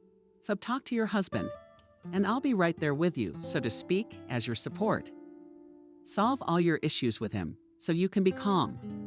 Do I have to? I just want to get my divorce and forget it all. Forget it like a bad dream. That's the way it's gonna be. But first, you need to not only deal with your own husband, but you need to get checked out. How would you feel about having him check you out here at home, by the way? Yeah, I'm fine with it. I'm comfortable here, and I think he's used to working from home. Good. Then I'll make arrangements with him and bring him here. And please don't cry, and everything will be fine. And Andrew put his hands on her lap, patted them lightly, and stood up and walked out of the house. Wow, this is news, Julia thought. And so everything started so well. Her husband's arrival, his repentance, the possibility of a divorce, and a box. Woo, what a day. It all came at once, but nothing, we'll figure it out. Carrot Cat poked and began to lose, and her chin encourages her aspirations. Say, Mistress, everything will work out. Don't upset her, nor looked around, and wiped her tears. What's there to say? It's not worth it for old offenses to spoil the life, which began to get better, and the rest. Julia, under what circumstances did you lose the ability to feel your legs? The question embarrassed her, but she was ready for it. Yeah, you know, my husband hit me once. I fell, and I lost feeling in my legs. But there's no fracture, no nerve damage, just a bad bruise, that's all. Doctors say it could be psychosis. But what if they tried? Nothing's working. Aha, but I've seen it happen more than once, particularly when working with soldiers coming out of the war. And by the way, there's a solution there. Aggressive massages and applications, mineral water baths. You know, excuse me, what's your name? Oleg, just Oleg. So Oleg, I'm a therapist myself. I've tried a lot of methods of means of techniques, but nothing at all. Well, you haven't had me until now. I'm not a magician, I'm just learning. But I'll try to get you back on your feet. So you're sure I can walk? Julia was lying on the improvised massage table, under which they took a wide bench, and smiled. There's no fracture. The nerves, as you say, are intact, so I don't see any serious reason why you can't walk or feel your legs. So the man pressed a point on her foot, but in such a way that Julia cried out. A current ran through her leg with terrible force, and she could have sworn 220 volts had been run through it. Oleg, did you just run electricity through my body? Electricity? No, I'm working on your active points, which temporarily fell asleep, became inactive, and were responsible for your legs. And what I'm seeing, I like it already. So I can give you back your legs, sensation, and mobility. Now just relax and enjoy. With every massage, with every touch of my hands, the feet didn't chew. They were responding to the touch, becoming docile. She could even move her fingers on the tables already, but she could not yet stand on them fully. Even so, the results pleased her immensely. Andrew, can you imagine? I can feel my legs. I'll be able to walk soon. And that's the best thing that's happened to me lately. But besides the fact that I moved here and met you honestly, you're glad you came here and met me. And that's a no-brainer, isn't it? You have become to me not just a friend and a helper, but something more than a friend. Julia, do you remember what I told you earlier? She looked at him carefully, trying to remember what he might have said to her. But so far it was not coming out well. I don't think you do. But I'll remind you, as soon as you're back on your feet, I'll ask you to marry. Wow, Andrew. I don't even know how I'm supposed to react to that. You don't. Just first stand on your feet, get on your feet without a stick, and then think whether to accept my proposal or not. The young woman smiled and lowered her head, trying to hide her joy in her smile and the bright sparks in her eyes. She had the pleasant words of a man she had been waiting for so long. Yes, I'll think about it then. In the meantime, you will help me to disperse, because how to go to the registry office in a wedding dress and with a stick in his hand? It wouldn't be very pretty. No, it wouldn't. You'd have to match the wand to the dress. And I'll tell you, that could be a problem in particular. If the wand is masculine, not feminine, no stones or flowers, and all that. Wouldn't you agree, Andrew? Yeah, I'll have to figure out where to get you one or have it customized. Well, why don't you tell me how your results with the masseur went? It's great. My legs are regaining sensation. By the way, Andrew, I'm gonna need your help. I have a husband coming to my house this Sunday, and I really don't want to face him alone. Will you be there for me? Of course, I'll always be there for you. And that was the truth. Andrew was practically always there for her. In her darkest moments, Peter never showed up. He didn't want to look her in the eye and apologize, but he did file for divorce, which he notified her about in a little note. That's fine. I'm glad I didn't have to meet you in person, and I forgave you a long time ago. So you're done with your sins. I'll try to take care of mine. In a few weeks, she received a divorce certificate, and 6 months later, she was choosing a wedding dress in a bridal salon. And Tony Julia was there to help her. But why him? You're getting married again. Tony, but you're my friend, and he's my husband-to-be. I invited you to this wedding ahead of time so you wouldn't have to go through the motions. Don't let anything happen to you this time. Tony, you say that again, and I'll beat you up for sure. No, I know you're heavy-handed, so let's just try on a wedding dress and decide which one's best. Otherwise, you'll never pick one. And you're definitely getting married in a tracksuit. Oh yeah, it's so comfortable. And you don't have to worry about matching sneakers. I'll say, the wedding ceremony was modest and quiet with a minimum of guests, but still solemn and beautiful.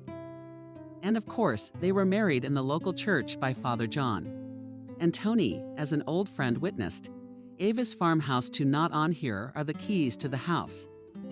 I've already transferred the deeds to you, and may it be your new family nest. Yeah, thanks, man.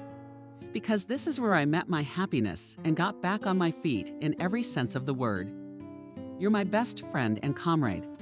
Without you, I would never have been happy. I would have sat in my apartment and spent my days and nights alone. And here. And there's a new happiness waiting for us. Yes, my darling. Yes, my dear man. I couldn't have gotten back on my feet without you, nor without the help of our spiritual advisor, Father John. So please, everyone to our celebration. We've booked a small restaurant, so it's gonna be family style. I don't want any flashy lights. Really, what's she need it for? She's got a family now, a husband, a house of her own, and maybe there'll be kids. Who knows, maybe these places will really help her to get pregnant again and find the joy of motherhood. And let everything be well with Peter.